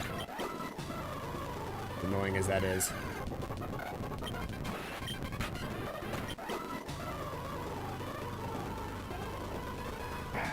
Water. I've been getting more into just drinking water. So what I've been doing is I have these gummies, and the gummies are full of B12, which I don't care about the B12 because it's like 2,500% of my like daily allotment of B12, which means that I'm peeing the majority of it out. Like it's not doing anything for me. High doses of vitamins don't do anything for you, and it's a worthless, like, thing. What I care about is not the B12, but it's the fact that it was made with green tea extract and has 40 milligrams of caffeine in it, which is about the same. Like, well, 2 gummies have 40 milligrams of caffeine in them, which is roughly the same as a can of soda, but they're only 30 calories. So I can get my entire caffeine in for the day, because I've been cutting down to drinking just 1 soda a day. I can easily get my caffeine down to just those gummies, and then purely drinking water after that. And so that's the goal, is to get to a point where I'm just, and then someday I'll get down to just having the 1 gummy a day, and then I'll get down to having like a half a gummy a day. And then I will stop having gummies, and I'll just be caffeine-free. Aside from the occasional, like, cup of tea or something. Megamine and I were thinking about instating a reading day, where rather than, because we both stated an interest in wanting to get back into, like, we were both, like, quote-unquote gifted children as kids. And so we read books like crazy. We would read, 30 books in a month, like just 1 every day, right? Like ridiculous shit. Like I would read a Harry Potter book in a week, just because, that's all you could do as a child. So I read so much when I was a kid, but nowadays I hardly do any amount of reading. And I kind of want to, because I like books, and I do audiobooks. I've got some audiobooks that I'm listening to right now that are really good, but like, it's not the same thing as getting a good book, reading it, and then putting that book on your shelf. There's something about the tactile feel of owning a physical book that I miss. And so I've been looking into doing that, but oh, there's a hydrate from Megamine. I was just talking about you. I was talking about how we were talking about getting into reading books recently.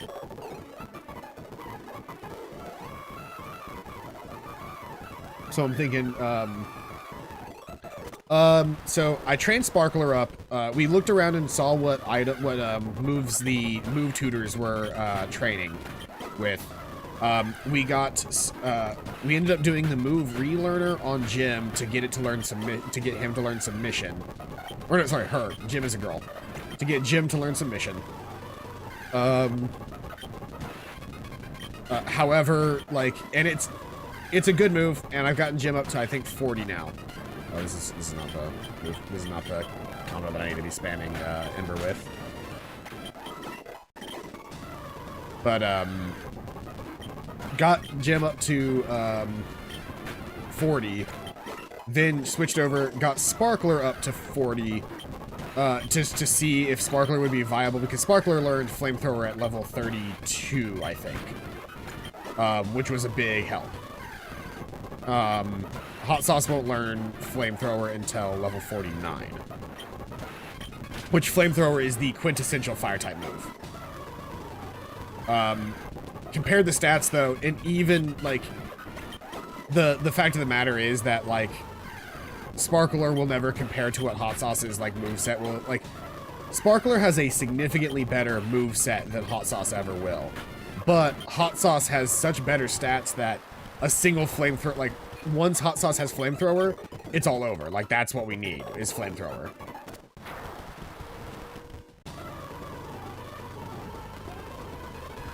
I need to check and see if there's anything that would be, well, at this point I can't because I don't have any heart scales left.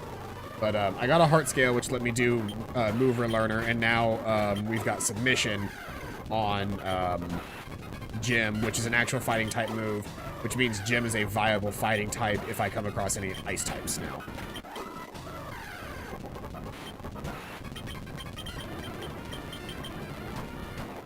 Cast Form has been getting stronger slowly just by training off of these, the occasional Tentacruel in this grass.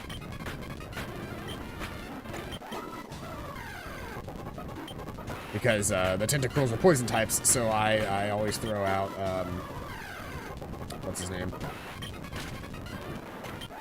Or I always throw out Cast Form.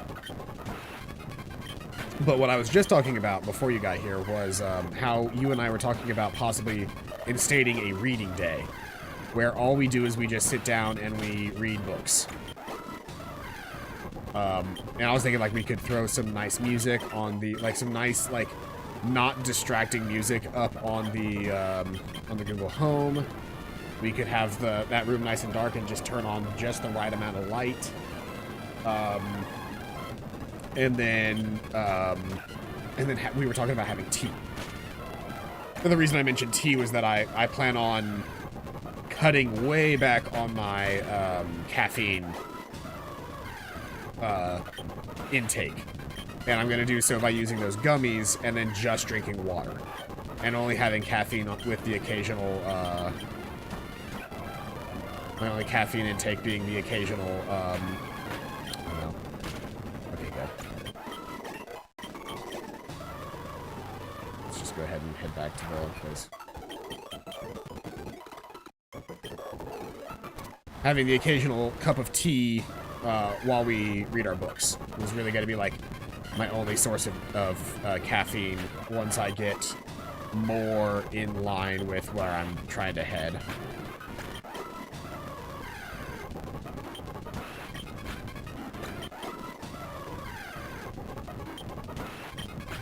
The sad fact of the matter is, like, because I can't feel, I don't trust myself to train against Pokemon closer to my level, from fear of, you know, losing the Pokemon. The grinding process is so slow, especially because it's a legendary.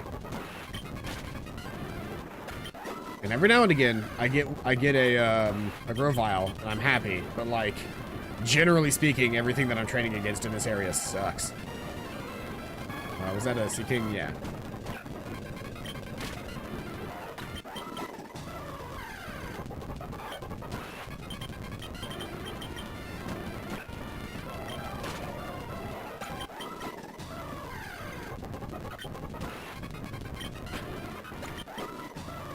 And, like, I'll be able to do this exact same training regiment for,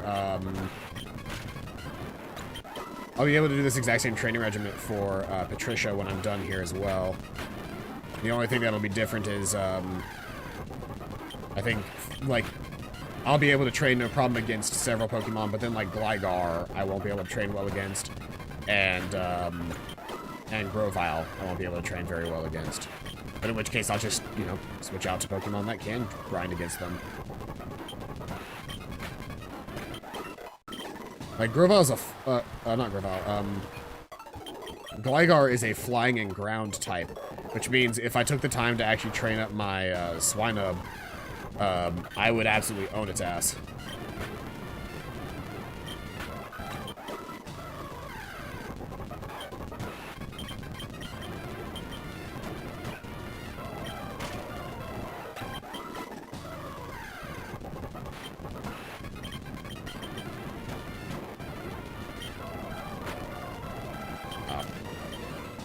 It confused me. In which case, the second I'm confused, I don't give a shit anymore and I just close out of the fight. It's not worth it.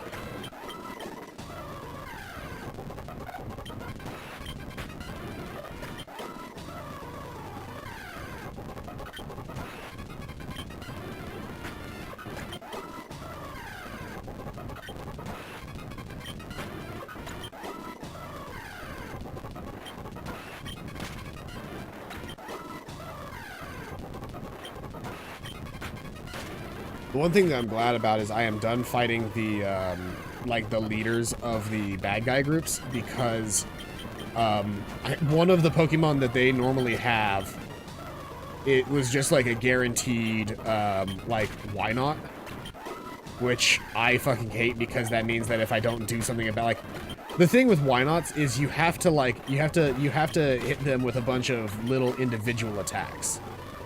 And then the worst case scenario is if they, like, you can't get, unless you can kill them in a single shot, which they have really high defense and special defense, so it's hard to do so. If you can't kill them in a single shot, you need to whittle them down until they're low health, and then kill them before they can Destiny Bond.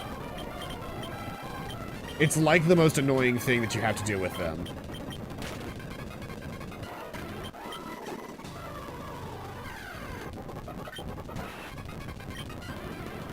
They're one of the most annoying Pokemon to tiptoe around, because it's like a...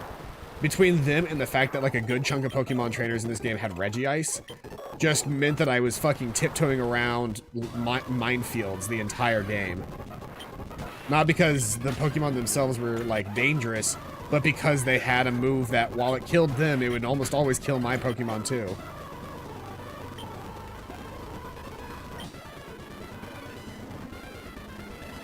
I'm trying to encourage that fucking berry to grow as fast as it can.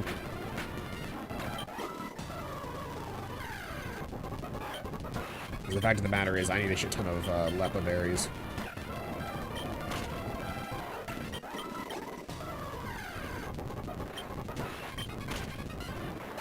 I'm getting close. I'm at 46 now. I got 3 levels to go, and then I'll have Flamethrower.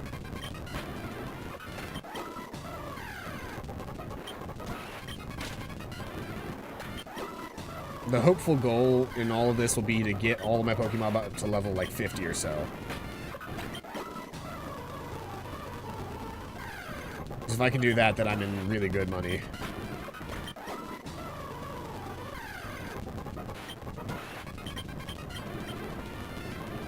Cast Form. The reason I use Cast Form against Tentacruel instead of Patricia is because Tentacruel is also a poison type, so Patricia's moves are not super effective. However, poison types are weak to psychic types, and Cast Form has Psybeam.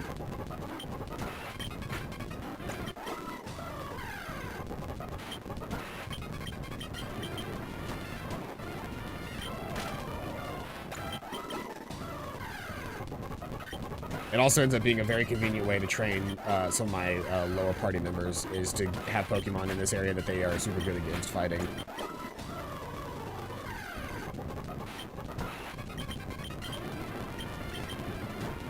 Especially because I think the Tentacruels give pretty decent experience, all things considered. And then usually when I see that my Ember has run down to yellow move usability, I just come back to the Pokemon Center.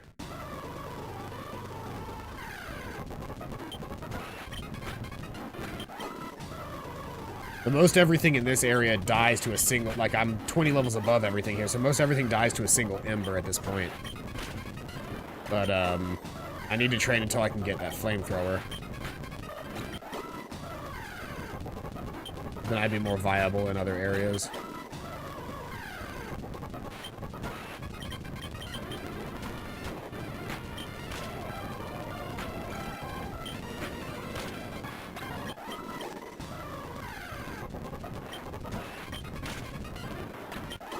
It's been a grind, dude, but, like, it's going fast. Like, it's going faster than I expect it to. I just, like, the last game that the last big game that I played from GBA, Golden Sun, did not require any fucking grinding. Like, you grind for, like, 30 seconds at the beginning of the game, and that gives you like all of the extra you need for the rest of the game. Like, you grind once, maybe twice in Golden Sun, and then you're done grinding, and then you're fine. Like, at that point, like, the biggest thing in Golden Sun, and the Golden Sun games in general, is get the fucking Djinn. If you can get the Djinn, then you're fine. Everything about those games is finding those Djinn. Once you have all the Djinn, and a decent number of, because you technically would have done this already. Yeah. Nuzlocke definitely slows it down for sure. Not to mention, like, if this weren't Nuzlocke, I'd feel a lot more comfortable training in a higher level area, because if my Pokemon dies, whoopsie daisy. But the fact of the matter is, if my Pokemon dies in this, they're dead.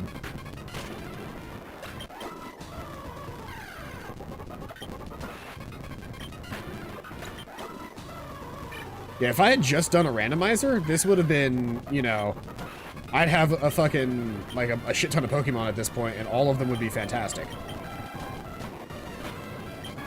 I'd have continued to fish and gotten a Beldum, and I'd have a Metagross for my Psychic type. I'd have Moltres. I'd have my Raikou for an Electric type. I'd have Blastoise for my Water type. Well, now I have a Feraligatr, which is about the same thing, but I'd have like a Blastoise for my Water type.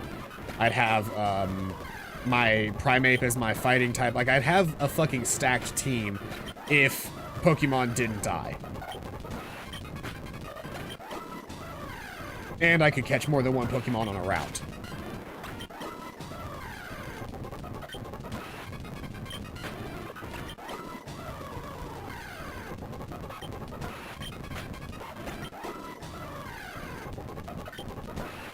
I can't even remember what Pokemon I caught on this route. It might have been a Togepi.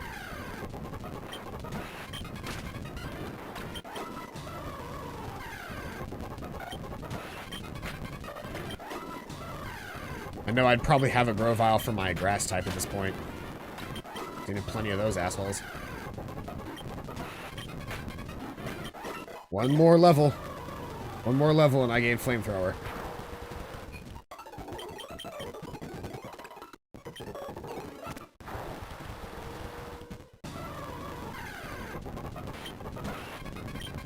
Oops, why did I do that?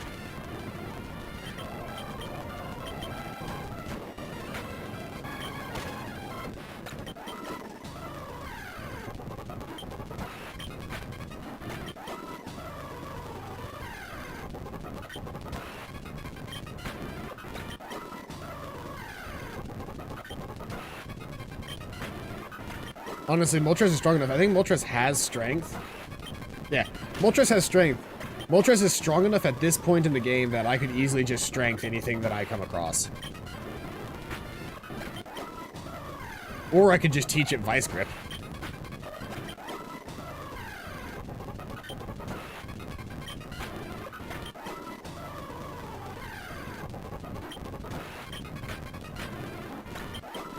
I wonder if anything in my party right now could learn Zap Cannon.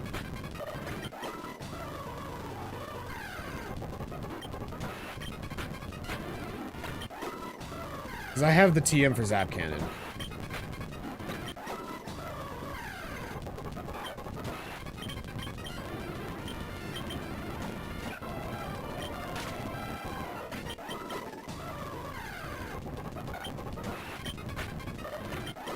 We're halfway there.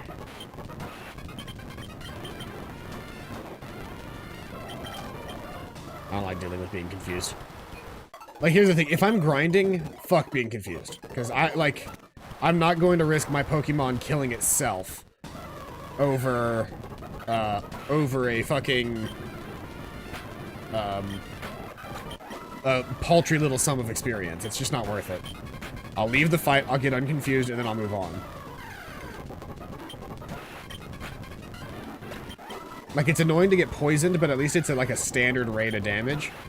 And so you can, like, predict where you're gonna need to, like, get out and, like, heal. But it's entirely possible, and not to mention, like, you're constantly hurting the enemy as well, so as soon as the fight's over, you just go and you, heal up. Confusion can literally stop you from ever dealing damage to the enemy and cause you to kill yourself. It's a horrible, horrible status effect. And it doesn't even count as a status effect. It's separate from being status affected. So you can be poisoned, or you can be poisoned and confused, or confused and paralyzed, and just never, ever, ever get your turn. Finally. I guess I'll get rid of... Let's see here.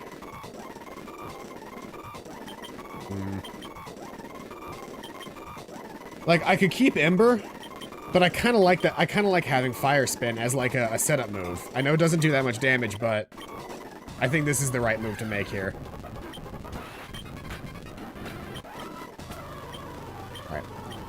Where's Hot Sass at right now? Yep, special attack 150, speed 121. This is my sweeper right now. Now that he's got Flamethrower, or now that she's got Flamethrower, this is my like go-to Pokemon. So let's heal up, and we're gonna train up Patricia for a little bit.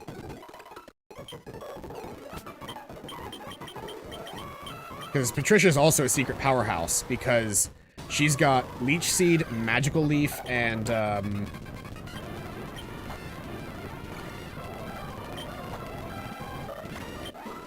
she's got Leech Seed, she's got Magical Leaf, she's got a bunch of things.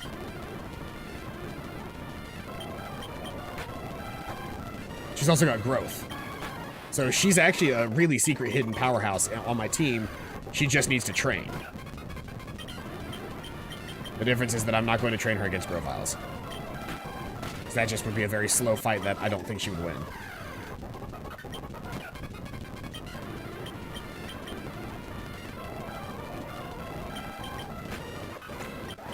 So Leech Seeding those were not even really worth it.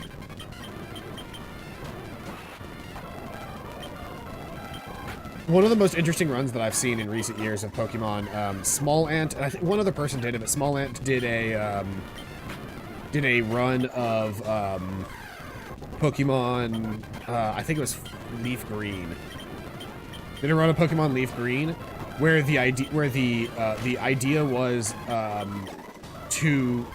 it was a pacifist thing, to beat the game pacifism, and that's kind of hard to describe, so I'll do my best to try and like explain like what a pacifist run of that game looks like. Basically, it boils down to you are not allowed to do any direct damaging moves. You're not allowed to do any direct damaging moves.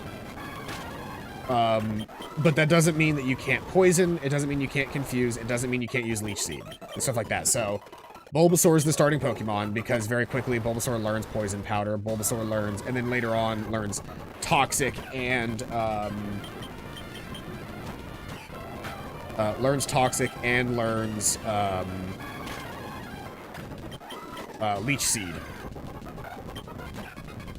And so it's very easy to get everything up. Up.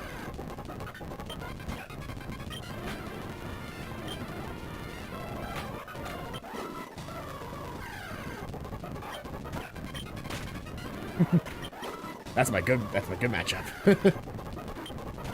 This is, I think, my worst matchup? Huh. I can still kill him one shot, good. I think my actual worst matchup might be Grovyle, just because of damage sameness. But the game eventually became, you know, get a Pokemon that knows Confuse Ray, which I think they ended up using a Zubat. It's like, confuse a Pokemon, poison them, and then Leech Seed them, and then use what was it? I think it's like they had like Growth or something, so they could just keep using like a non-damaging move over and over and over again.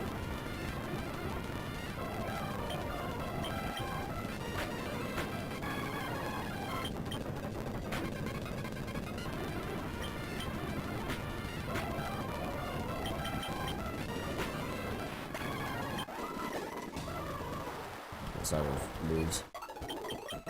The grinding on this is going very well, but that's also because I'm like pre-40. Post-40 grinding in this area is annoying.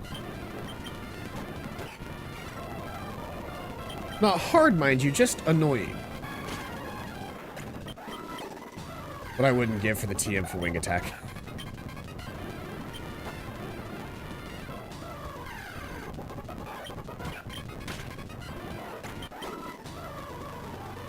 The nice thing about Patricia is Patricia's also a very strong fighter, like very high, like a sweeper. So high damage, high damage, high speed.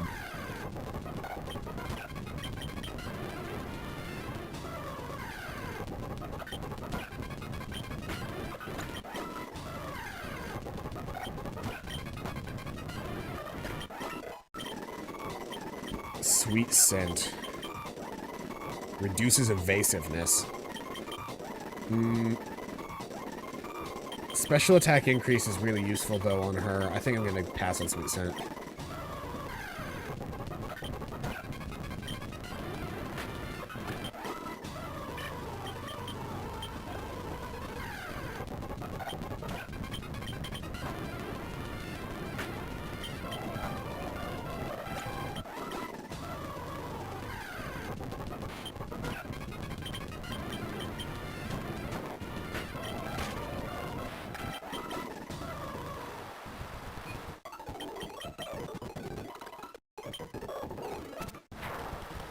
Alright, let's see here.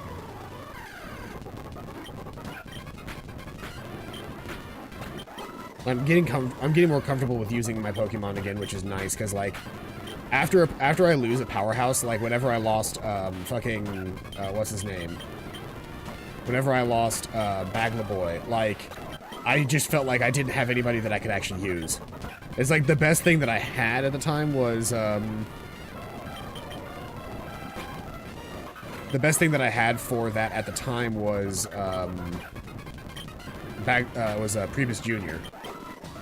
Which, he was alright, but, like, I really didn't have a good response to 90% of what was going on at that point.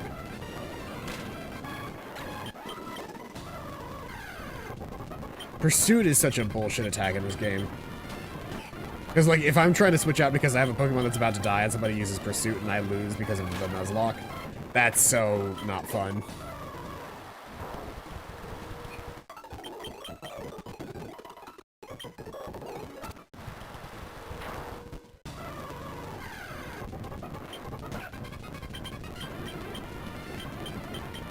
Oh, fuck it.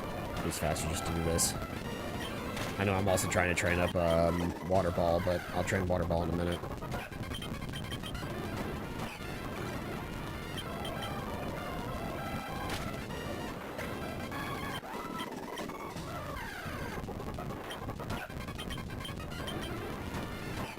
Of course, now is when I get all the fucking Groviles. Not when I was trying to train, not when I was trying to train fucking, what's his name? Fireball, or, Hot Sauce. I'm getting all of the Groviles now that it's annoying for me to fight the Groviles. Where did all the fucking Kingdra go?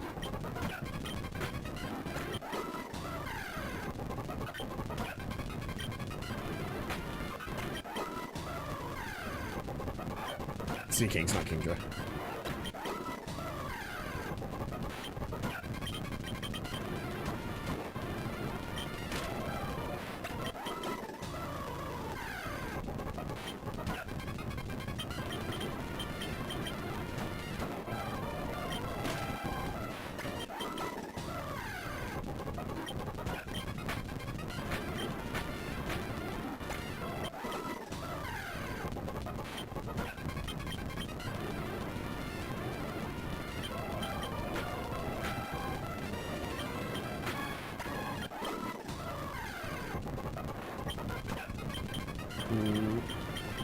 Oops, this is not the right one. No, you can probably still kill him, yeah. Like, now that I think about it, this is probably not a terrible switch out, just not the one I typically go with.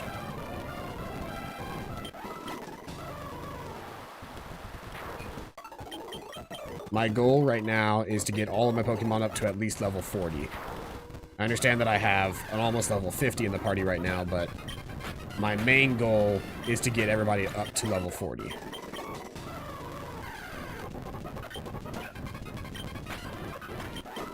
Because I need to double check. I need to double check what level,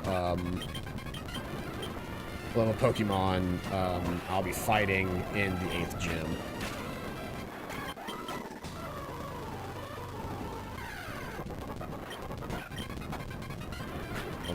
Eh. Magical Leaf still only takes 2 turns to kill a Grovyle. That's not terrible.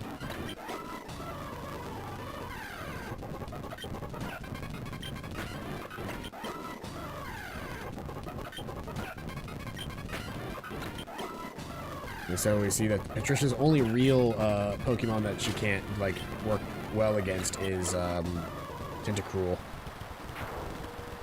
And maybe if a Xatu actually gets smart, or if a Natu gets smart enough to use Peck.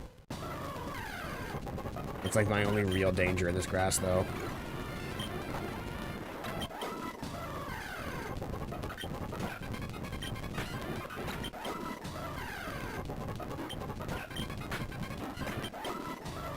I don't know how this single fruit fly has been alive for what feels like a month and a half, but it just does not give up.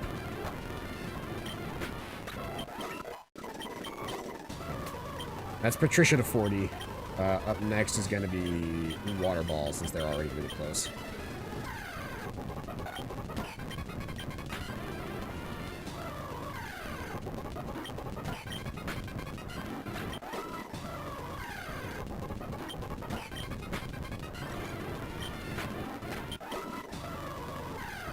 I remember when I played this as a kid, I never took the time to train up a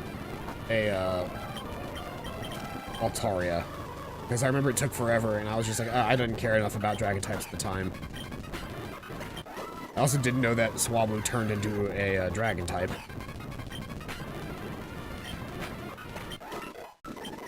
Actually, is Altaria a dragon type? Okay, they are. They're just a dragon flying. Those stats are middling at best. But in lieu of not actually having my real dragon Pokemon, Altaria will do. A hydrate.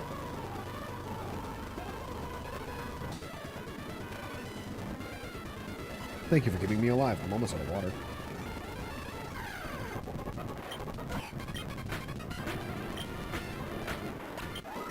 I have bred quite a few Pokemon in my days, and I had to train up basically one of every of those purposes.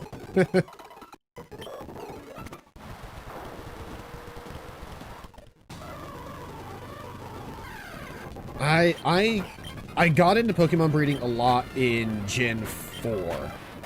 But that was because I think it wasn't Gen 4, it was Gen 5.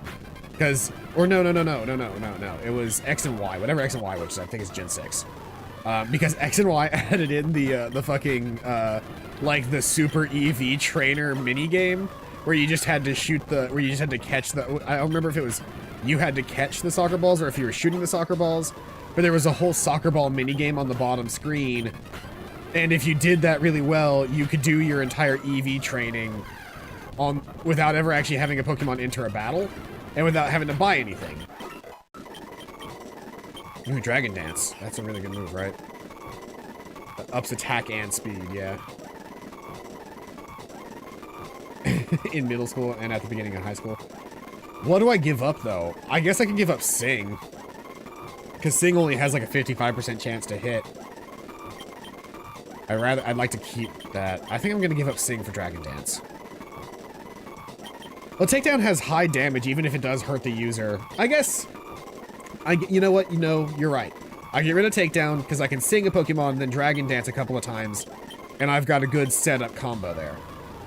My accuracy with that attack with Sing may be low, but if it does put a Pokemon to sleep, then I can spam. And I don't need to have Takedown because I've got other strong physical fighters. Wait, I don't need to be training up Water Ball anymore. I need to switch over to Cast Form. Cast Form is my last pre-40 Pokemon.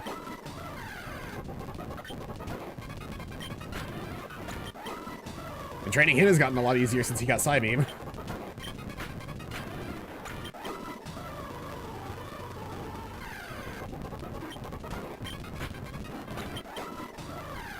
As it turns out, most Pokemon don't have a good response to Psychic types. What's Trick do? Tricks the foe into trading held items? Nah, don't care about that. I like light screen and reflect, because those are really useful, but no thank you.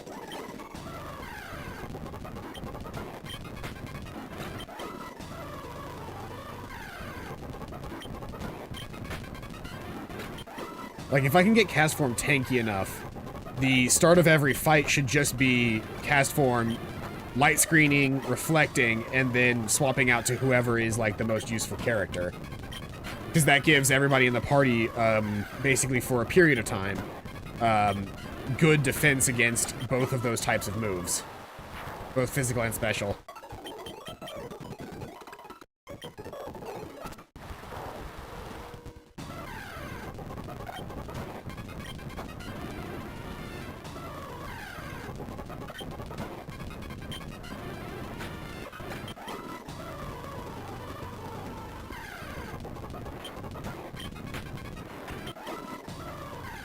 What would be funny is if there was a Pokemon that like, their special ability was that they were too stupid to confuse.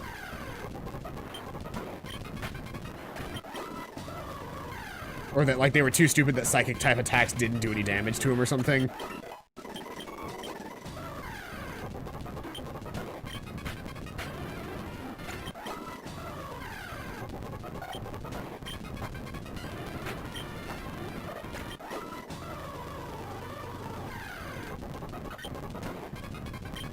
I'm not used to using Mr. Mime at all, so I don't know what its moveset is, but, like, it's a decent, like, support Psychic type. I normally think of my Psychic types as sweepers, which means I, like, get a Gardevoir, I get an Alakazam, and I just spam Psychic. I don't normally think of the Pokemon that can learn Light Screen and Reflect, because it's like, those are not attack type moves, and as a child, the only stat I cared about was the enemy's HP and reducing it to 0.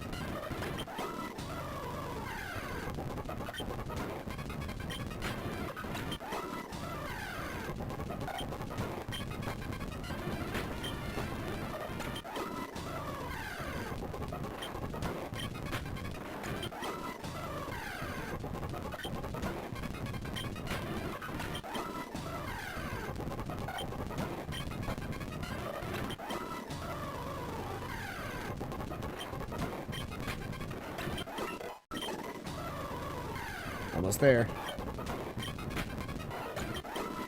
Honestly, the fact that Psychic types are strong enough to just, like, sweep in other enemies, and there's not, like, a serious problem with type advantage against a Psychic type, with most Pokemon. Obviously, if there were some Dark types in here, I'd be, you know, Dark types or Ghost types in here, I'd be quaking in my boots, but fact of the matter is that there aren't, so I can just spam and be fine.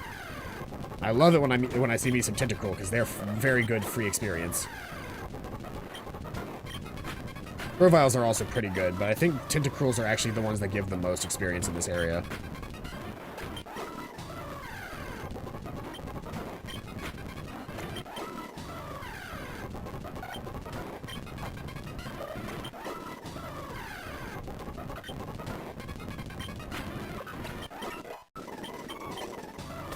Alright.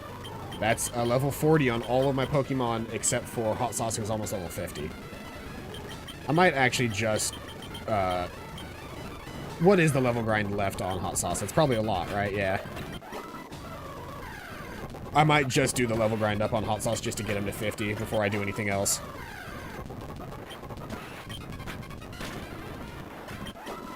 It looks like all I'm gonna do today is just level grind, so if you're cool to chill. Oh, if I'm gonna do that, you know what I want to do? Instead of listening to this shitty sped up music the entire time? Really quick, is F1? Yeah. I need to back out of here, go to settings, audio. Just mute audio for a bit while we're grinding.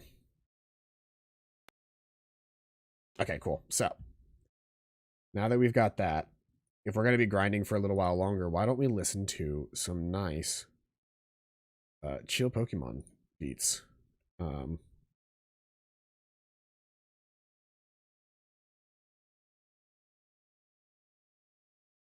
stop that. I'm searching on my channel. Why am I searching on my channel? I don't have any Pokemon to chill music.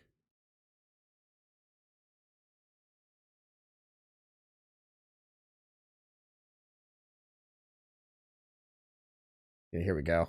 This works.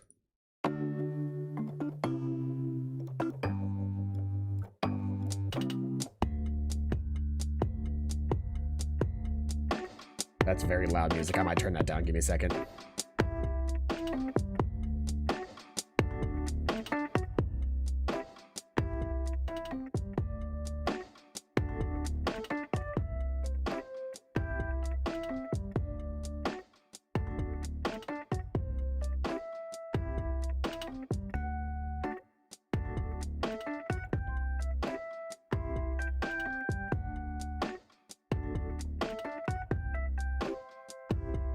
Yeah.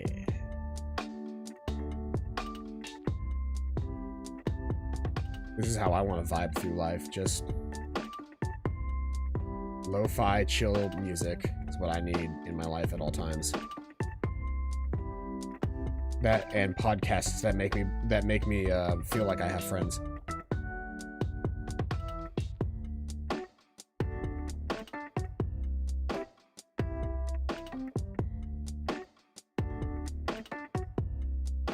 That's why people listen to podcasts, right?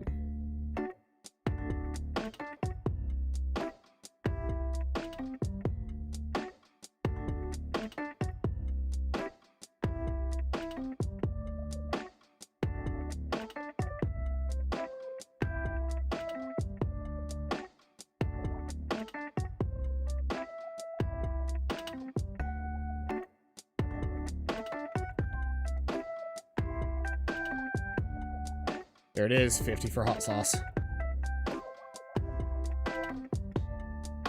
Alright, so let's see here. What level are the 8th gym leader's Pokemon?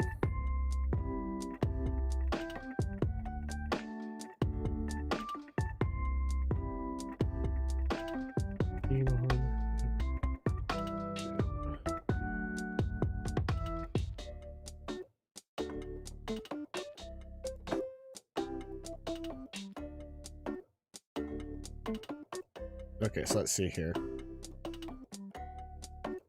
So, highest level that I'll be fighting against is 46. So if I train all of my Pokemon up to around that area, I should be fine. Most of the Pokemon that he has are, like, he's got a 41, he's got two 43s, and a 46. That's what I have to contend with. So, if I can get my Pokemon up to in those level ranges, if I can get my Pokemon up into those ranges, I'll feel comfortable going directly at the gym soon.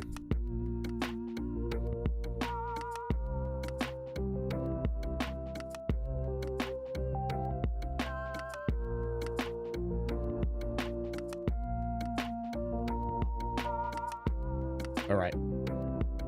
I can't Leech Seed other grass types. Which is incorrect. Let's be honest. Leech Seed should absolutely work on other grass types because Leech Seed implies that you are a parasitic plant. And if there's one thing that I've learned living in the South, it's that there are plenty of fucking parasitic plants. My favorite of which is a fucking honeysuckle. Those things choke out every other plant in their area, making sure that they get no ability to do anything so that they can get all the sunlight. And I just think that Leech Seed not working on other grass types doesn't make any sense.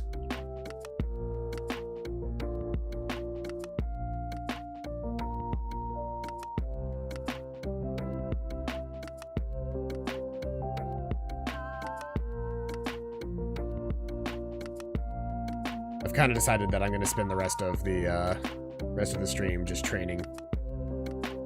For Ingrain? Ingrain would be... but I can't switch out if I Ingrain. And I need the ability to switch out. It's just not worth it. I'll take Leech Seed, but I will not get rid of my ability to swap Pokemon. That would be consigning Patricia to death. Even if it does heal her, it would absolutely consign her to death in every fight. Oh yeah, honeysuckle? 100%. I eat them all the time. I ate them all the time as a kid.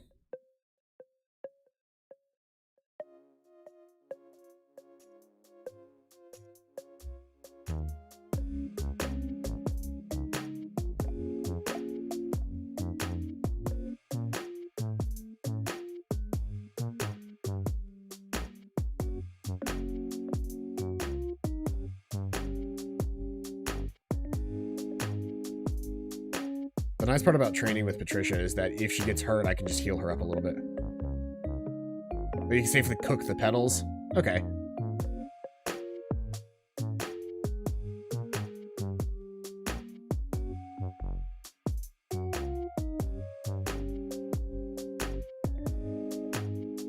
I didn't know honeysuckle had berries. I'd only ever eaten the leaves. I didn't know they had berries. You know, I did a lot of foraging as a child. Now that I think about it, like, I went out into the woods and just found blackberries all the time. Like, if there was a blackberry bush nearby, I would go out into the woods, get the blackberries, wash them off at the hose, and eat them. I did that all the time as a kid. And it's like, I think of that as an adult, and I just go like, why was I so insanely resourceful as a child? Like, I shouldn't have been that resourceful.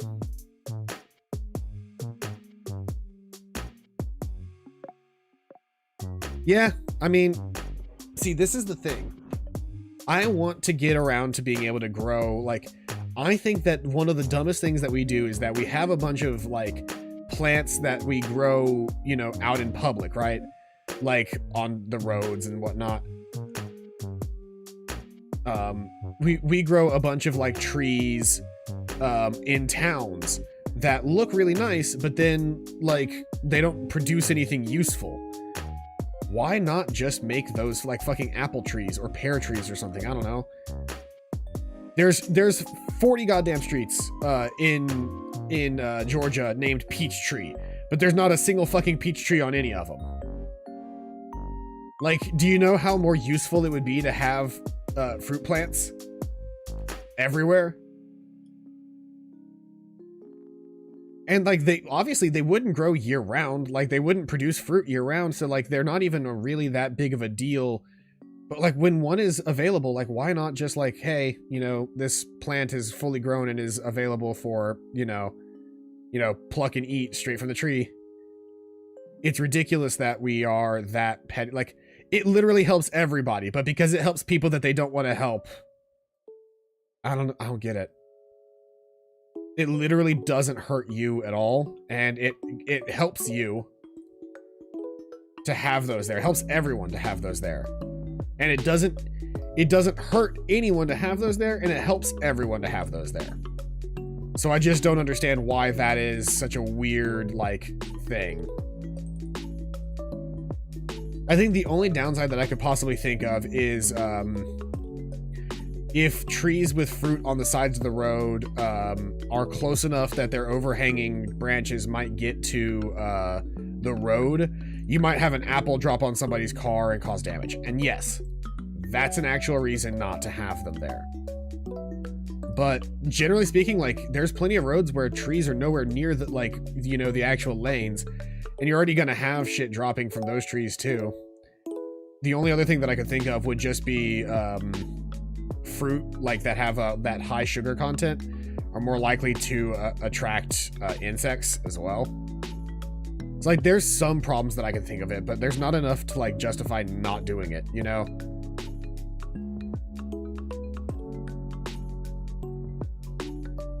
I guess anything short of like, the other side of this coin is obviously if we were to do that now, most people who are in charge of the government have already decided that they don't want to plant a tree they'll never see fully grow.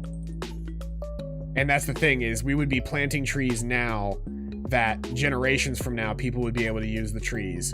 But because it doesn't actually directly help us, a lot of people will never buy into that like mindset of we need these.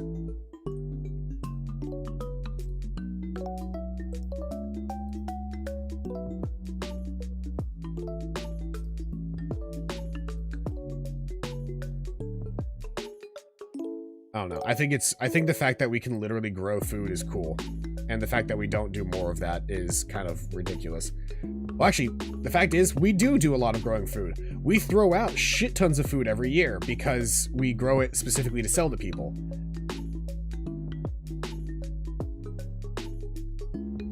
And like, while I would appreciate not only having like carrots and potatoes to eat every day, I would like to grow carrots and potatoes just as like a hobby.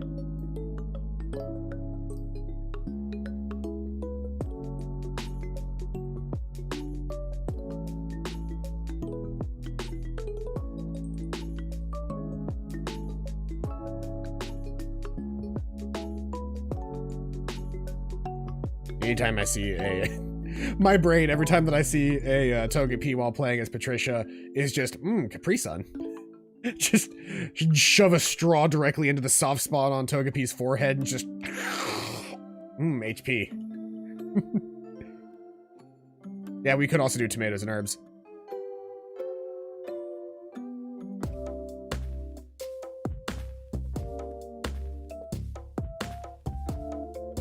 It's like the... The Togepis are like the crunchy eggs, or the crunchy, what do they call it? Crunchy chicks from,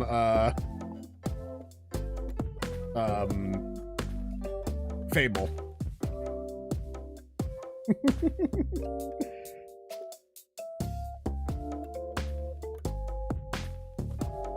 I made an unnecessarily good slurping sound there, didn't I?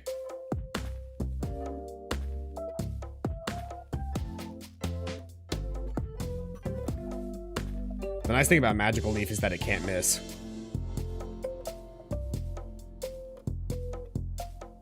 So Patricia's actually a very, very consistent grass fighter. Toxic. Ooh. Ooh, that's really useful. Ah, I like having growth, but toxic. I think I gotta do it for the, just for the dots.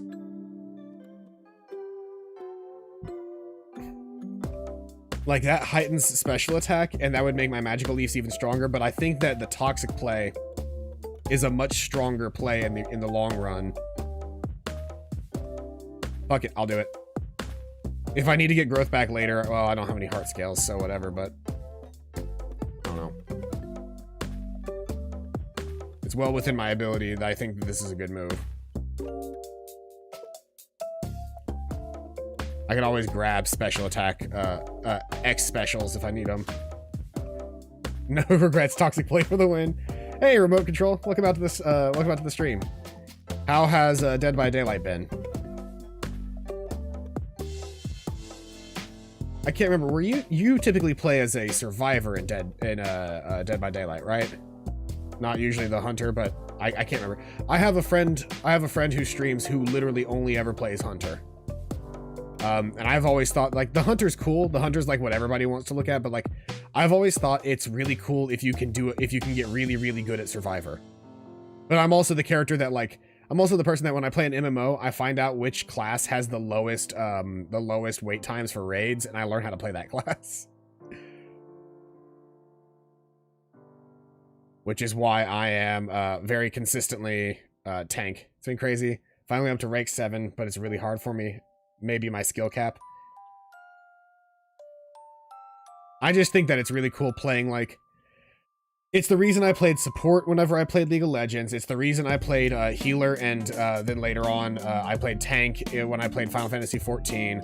It's like, there are classes that people just refuse to play, and I go, okay, well, let me go ahead and see why you guys don't like this, and if I like it, then, like, it sucks to be you guys, because I will play this class all day, every day, and it won't bother me.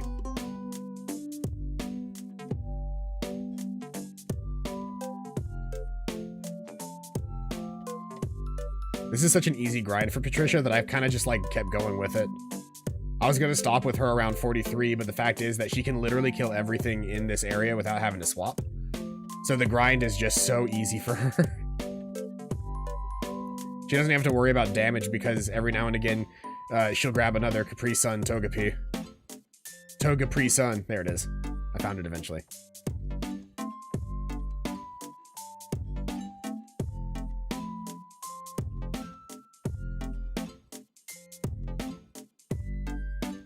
Right, toxic does not affect him.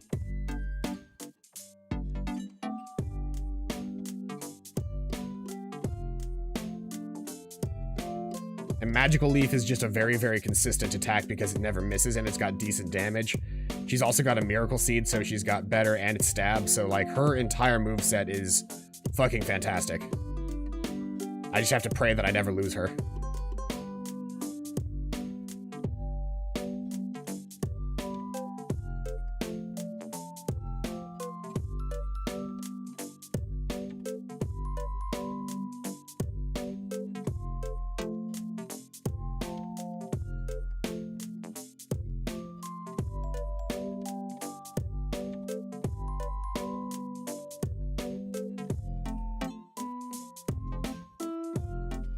Like, even though it's not that effective.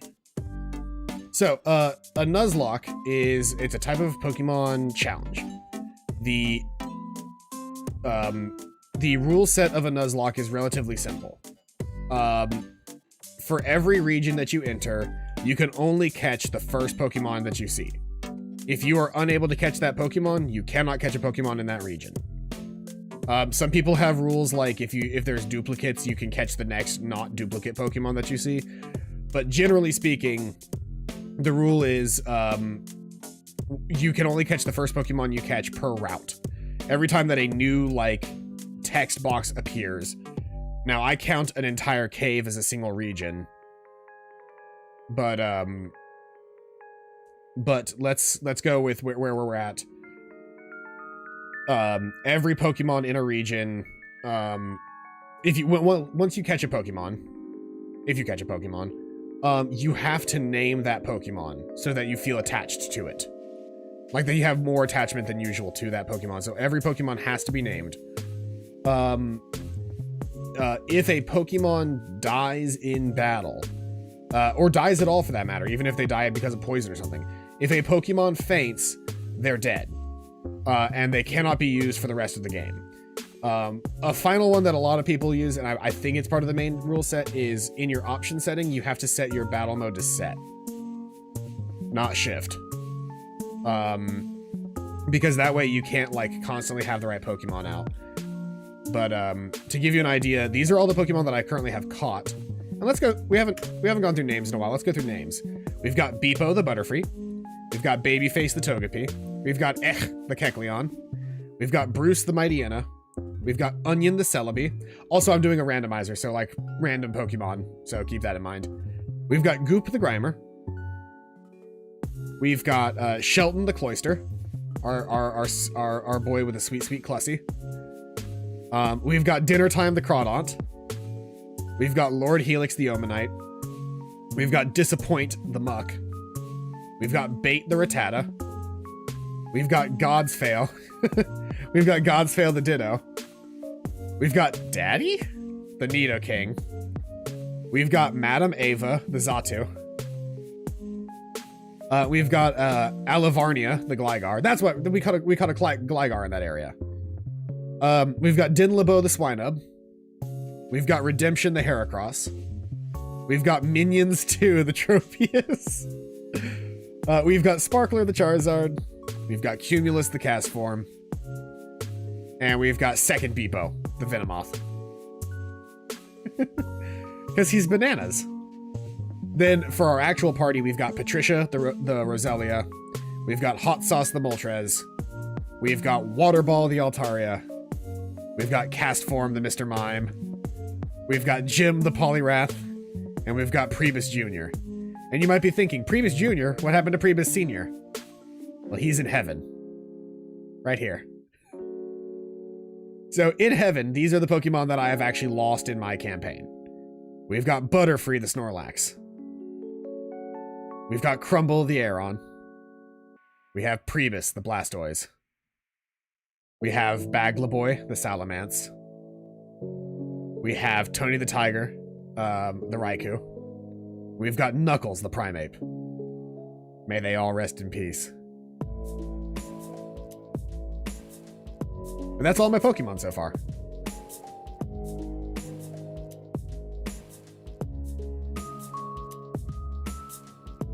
And as it stands, Hot Sauce is my strongest Pokemon right now, but this entire team is actually pretty solid. Jim is the only one that I'm not like the biggest fan of. But Jim has Submission now, which makes him or makes her actually usable. Rest in peace to all of our fallen. But yeah, Emerald was definitely my favorite for like the longest time. Like, I liked each generation better than the last up until, like, actually, you know what it is? I liked every generation up till Emerald, right? Emerald was great. Didn't like Diamond and Pearl that much. I'm excited for the remakes now because maybe I'll give them a better chance, but like, at the time, I just couldn't get into Diamond and Pearl. I beat them, but like, it just wasn't the game. Like, the Pokemon in the game were weird. Everything about it was just kind of like, eh. But I still played through it. Then Black and White came out, and Black and White was a return to form. It let you only use new Pokemon, so like there wasn't like a finding your favorite, because I think what it was that I didn't like about Diamond and Pearl is it seemed like they were relying too much on the fact that they had brought, like, they had given new evolutions to older Pokemon, right? Like there were some Gen 1 Pokemon that now had evolutions, and it's like, oh, look at us, we've got evolutions, we're so cool. But I didn't care about that, and so when I just looked at the new Pokemon, there were a couple of cool ones. Like Shinx was cool. I'll fuck with some Shinx. And like some of the legendaries were really cool, but I can't think of many other like actually good. Weasel was cool. I liked Weasel and Floatzel. But Black and White are my absolute favorites because they basically just said, nah, fuck all that. You got to use these new guys. Yeah, if you want to play with your Gen 1 Pokemon later, you can do that after you beat the game. But like this generation, like right here, right now, you gotta fuck with our new Pokemon. And the new Pokemon were badass, which was the other benefit, was like all of the new Pokemon in that game were great.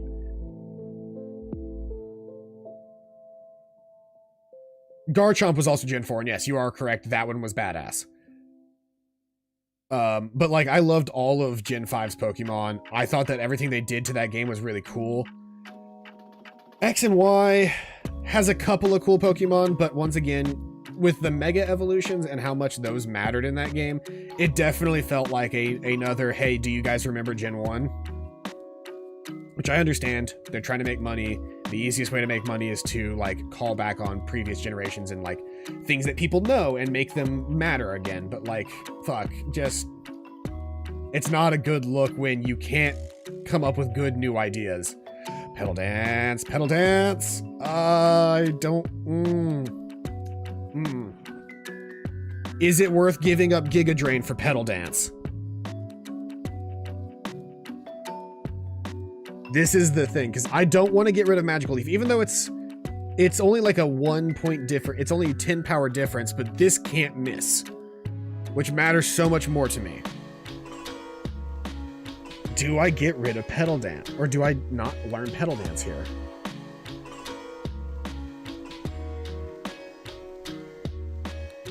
Oh, this is a tough move.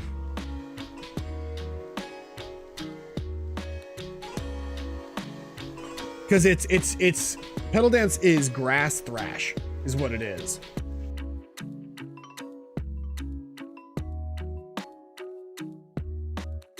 See, I want to keep Leech Seed Toxic because that's the sustain deep dot combo. You can have both of those active at the same time. I'm either getting rid of Giga Drain or Leech Seed. And Toxic is a good dot, and I can hang on to Toxic. I will hang on to Toxic. But the question is, do I also get rid of Leech Seed? I don't know that it's worth that much more to me. Even though the accuracy is 100, right? So, like, it would actually be really good.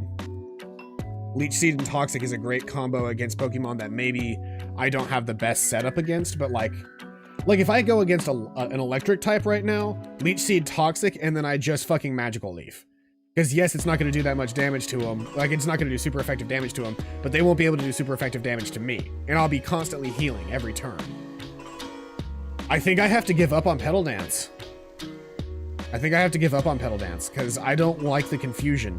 If I were playing if I were playing a not Nuzlocke, I would take Pedal Dance over Magical Leaf. But the fact of the matter is the consistency of Pedal Dance always hitting matters more to me than the extra 10 damage on a Pedal Dance, especially because of the confusion. So I think that's my justification. I'm not going to learn Pedal Dance. I like Patricia's moveset. Oh, hold on. I'm pressing the wrong button. There we go. That is my justification. I like Patricia's moveset too much at this point to make room for something, even if it is like a slightly stronger move, because I don't care how much stronger the move is, I never miss with Pedal Dance. And that means something to me. We've trained up Patricia plenty. Let's switch out to cast form.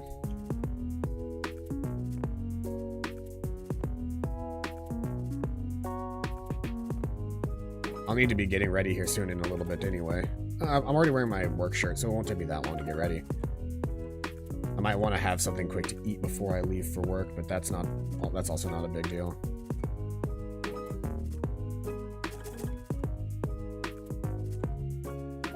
I could easily heat up something and then eat it in the car. Trying to avoid going to as many fast food places. It's been a big problem for me lately, is that I just default to going to get fast food.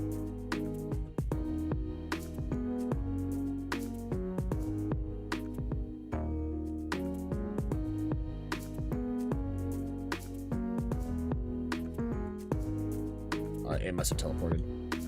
It wasn't reading.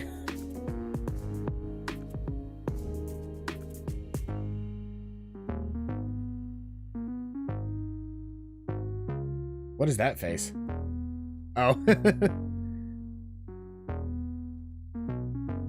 Well, it doesn't take me long. I'm just gonna load up on some motherfucking bacon Alfredo. That'll be my lunch.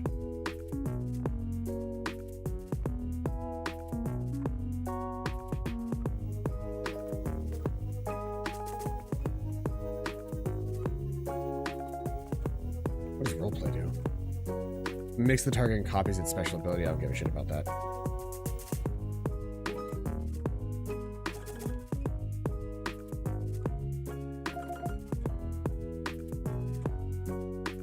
Oh, I ate that portion section of bacon Alfredo. I ate that for breakfast, but I'll just take some out of the big one and put it back into that container.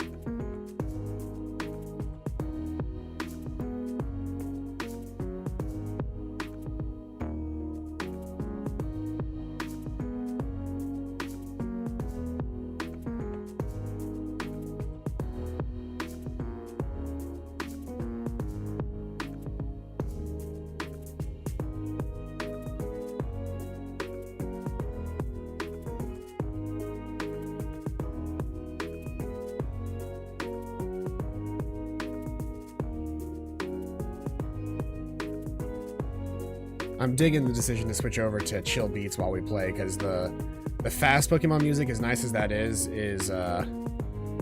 no comparison to just grinding out with some chill ass tunes in the background.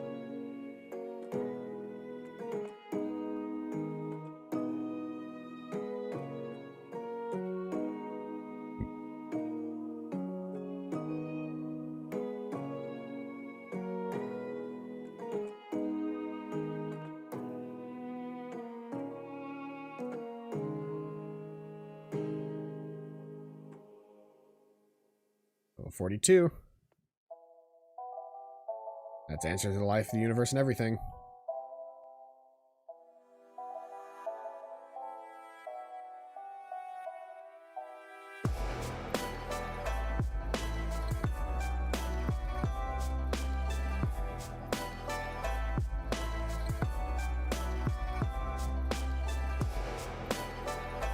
The Pokemon in this area actually give pretty decent experience.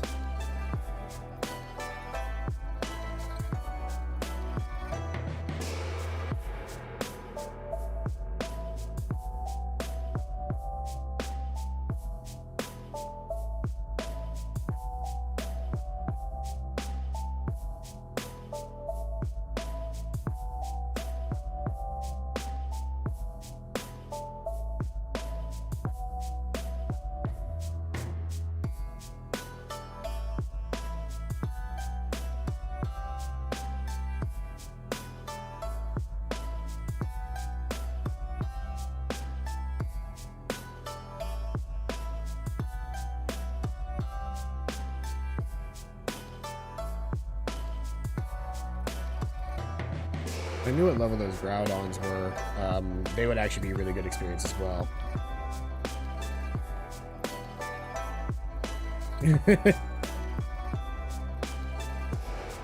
Oh, yeah, my shoulder's right in the way of the word Psybeam. Yeah, Mr. Mime is making everybody question their sexuality.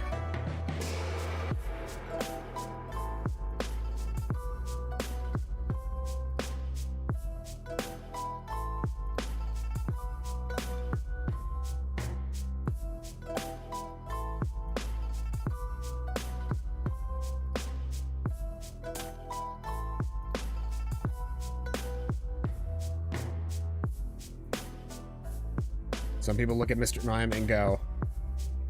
Some people look at Mr. Mime and they go, hey, something about those kickball shoulders are really doing it for me.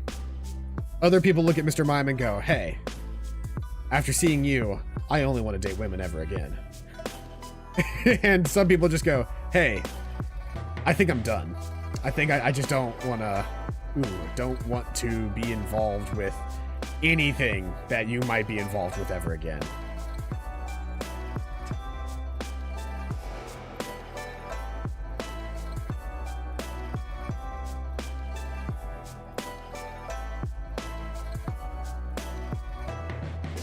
Except Ash's mom. Something about Ash's mom really likes that. She's down for it.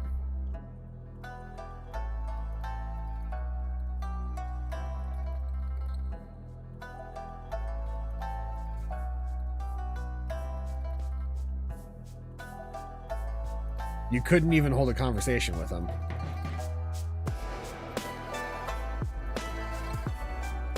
No wonder Ash is out of the house all the time.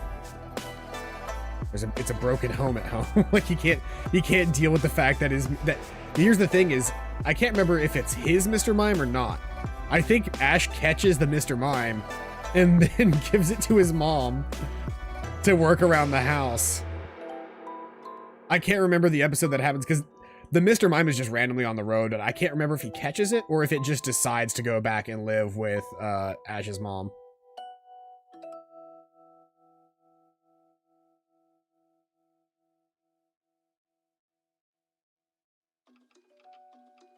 Yes! Psychic! Okay, here we go.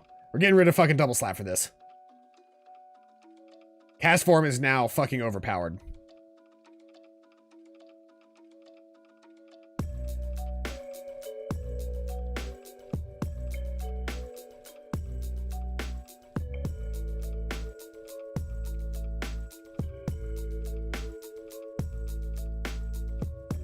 Psychic is significantly stronger than Psybeam.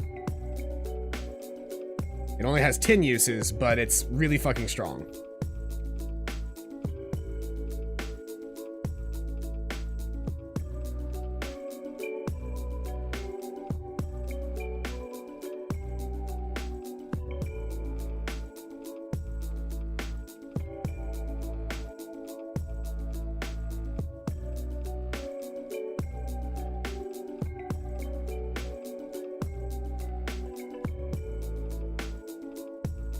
Notice how I can just use it once on literally everybody here and they die instantly, no questions asked.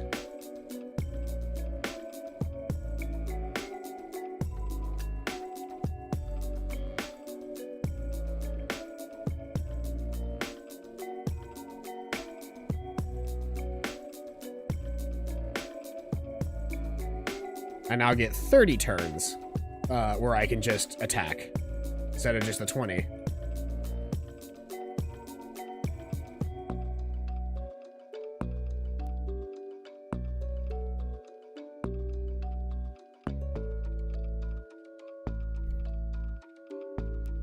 We're getting to the point now where, short of the enemy having some ridiculous like counter to everything that I have, we're going to be walking in with a pretty strong team.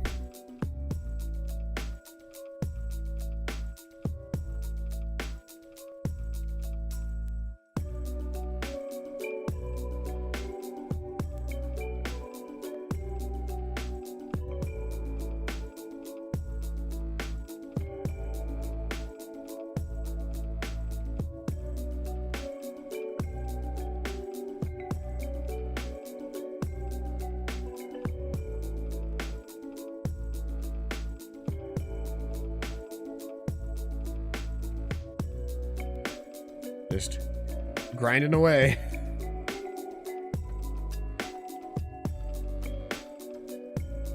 Now that all of my Pokemon are actually like really strong, I can grind them individually instead of having to rely on experience share, which is not great. Like, having the experience share is nice, but having to rely on an experience share to get your Pokemon leveled is not good. Especially because it typically means... Oh, I have no PP left. Means it's time to fly back to base because I used all 30 of my moves.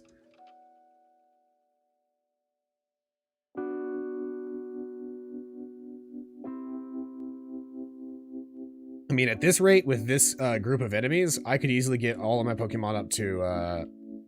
I should be able to get all my Pokemon up to 50. No problem. While I'm here.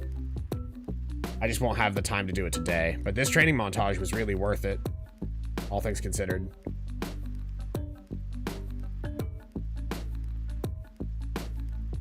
I went from having no confidence in my team to realizing that I actually have a powerhouse team. The trick was just getting to the Pokemon to the point where they could fight for themselves, which some of them I just didn't have the confidence in doing so, but nowadays, like, Patricia's fucking broken as hell. Cast Form's got Psychic and Psybeam, so, like, he just kills everything.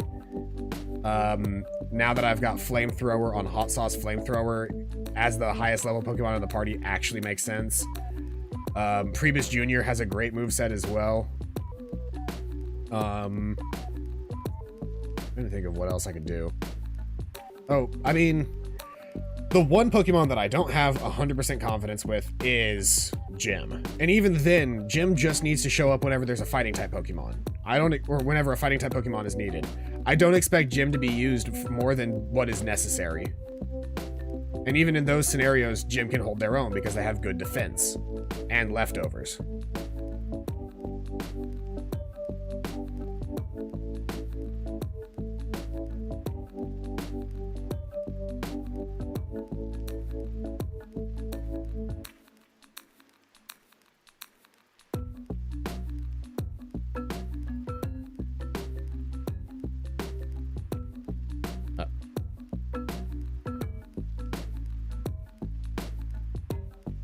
Once I run out of PP, I just switch out the move so that it's in the first slot for faster use when training.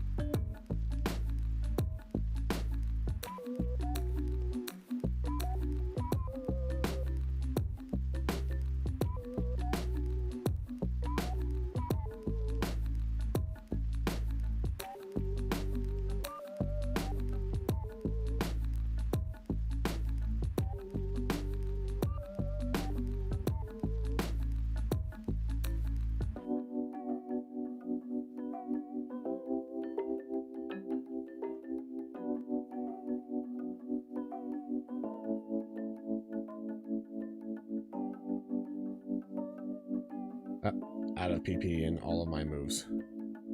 Again.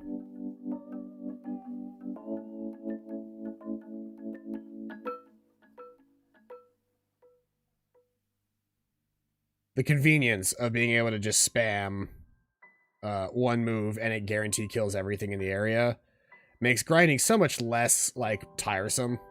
When I'm not constantly having to choose every single move that I want to use, I just spam it. Honestly, the most tiring thing about playing, about grinding this out is having to hold left, right to run. Like, if I could just have a button held down, a single button held down, and that, like, counted towards my steps to getting into fights, I would do it in a heartbeat. Like, 136 special attack. Is Tom Pass even any good? While keeping effects in play.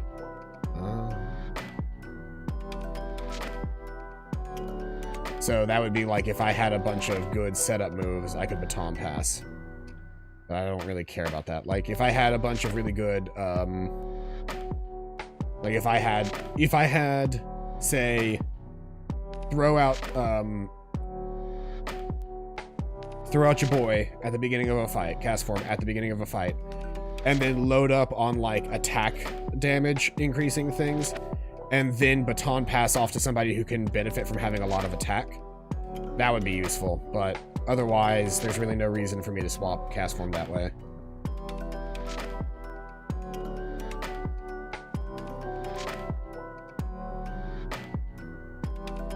The real setup would be to like use a bunch of like X accuracies and X attacks on people to boost up their everything, and then come back and do the things.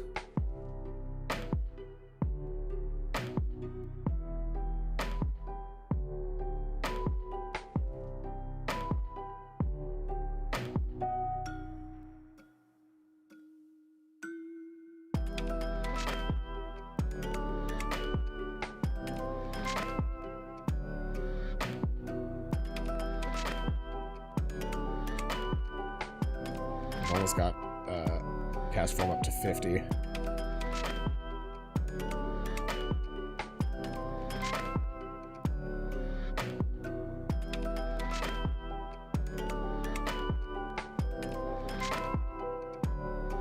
Let's see here. I didn't get Patricia to 50, so let me switch out and do Patricia to 50 now too, just to even out that playing field, get them both to 50.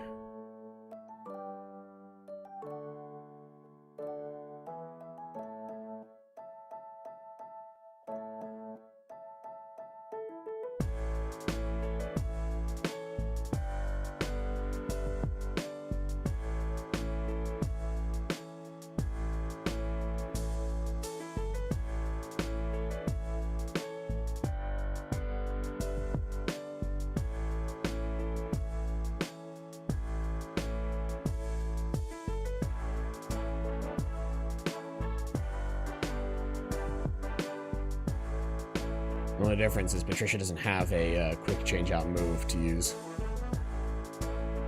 Patricia just has Magical Leaf. That's because Patricia, aside from having Magical Leaf as a really strong attack, Patricia is a setup Pokemon.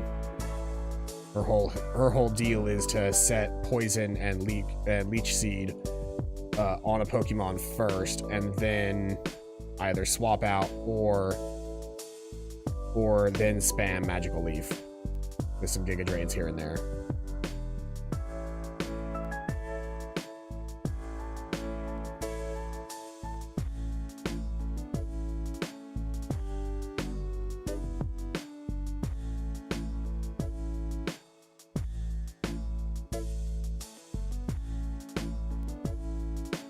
That would have been the benefit of Petal Dance had I decided to keep Petal Dance, but I didn't. Okay, there we go. Patricia's now level 50. So next up to 50 is Priebus Jr., but that's probably going to be where I go ahead and call it. Currently at 40 hours in-game time, which is a lot, but there we go.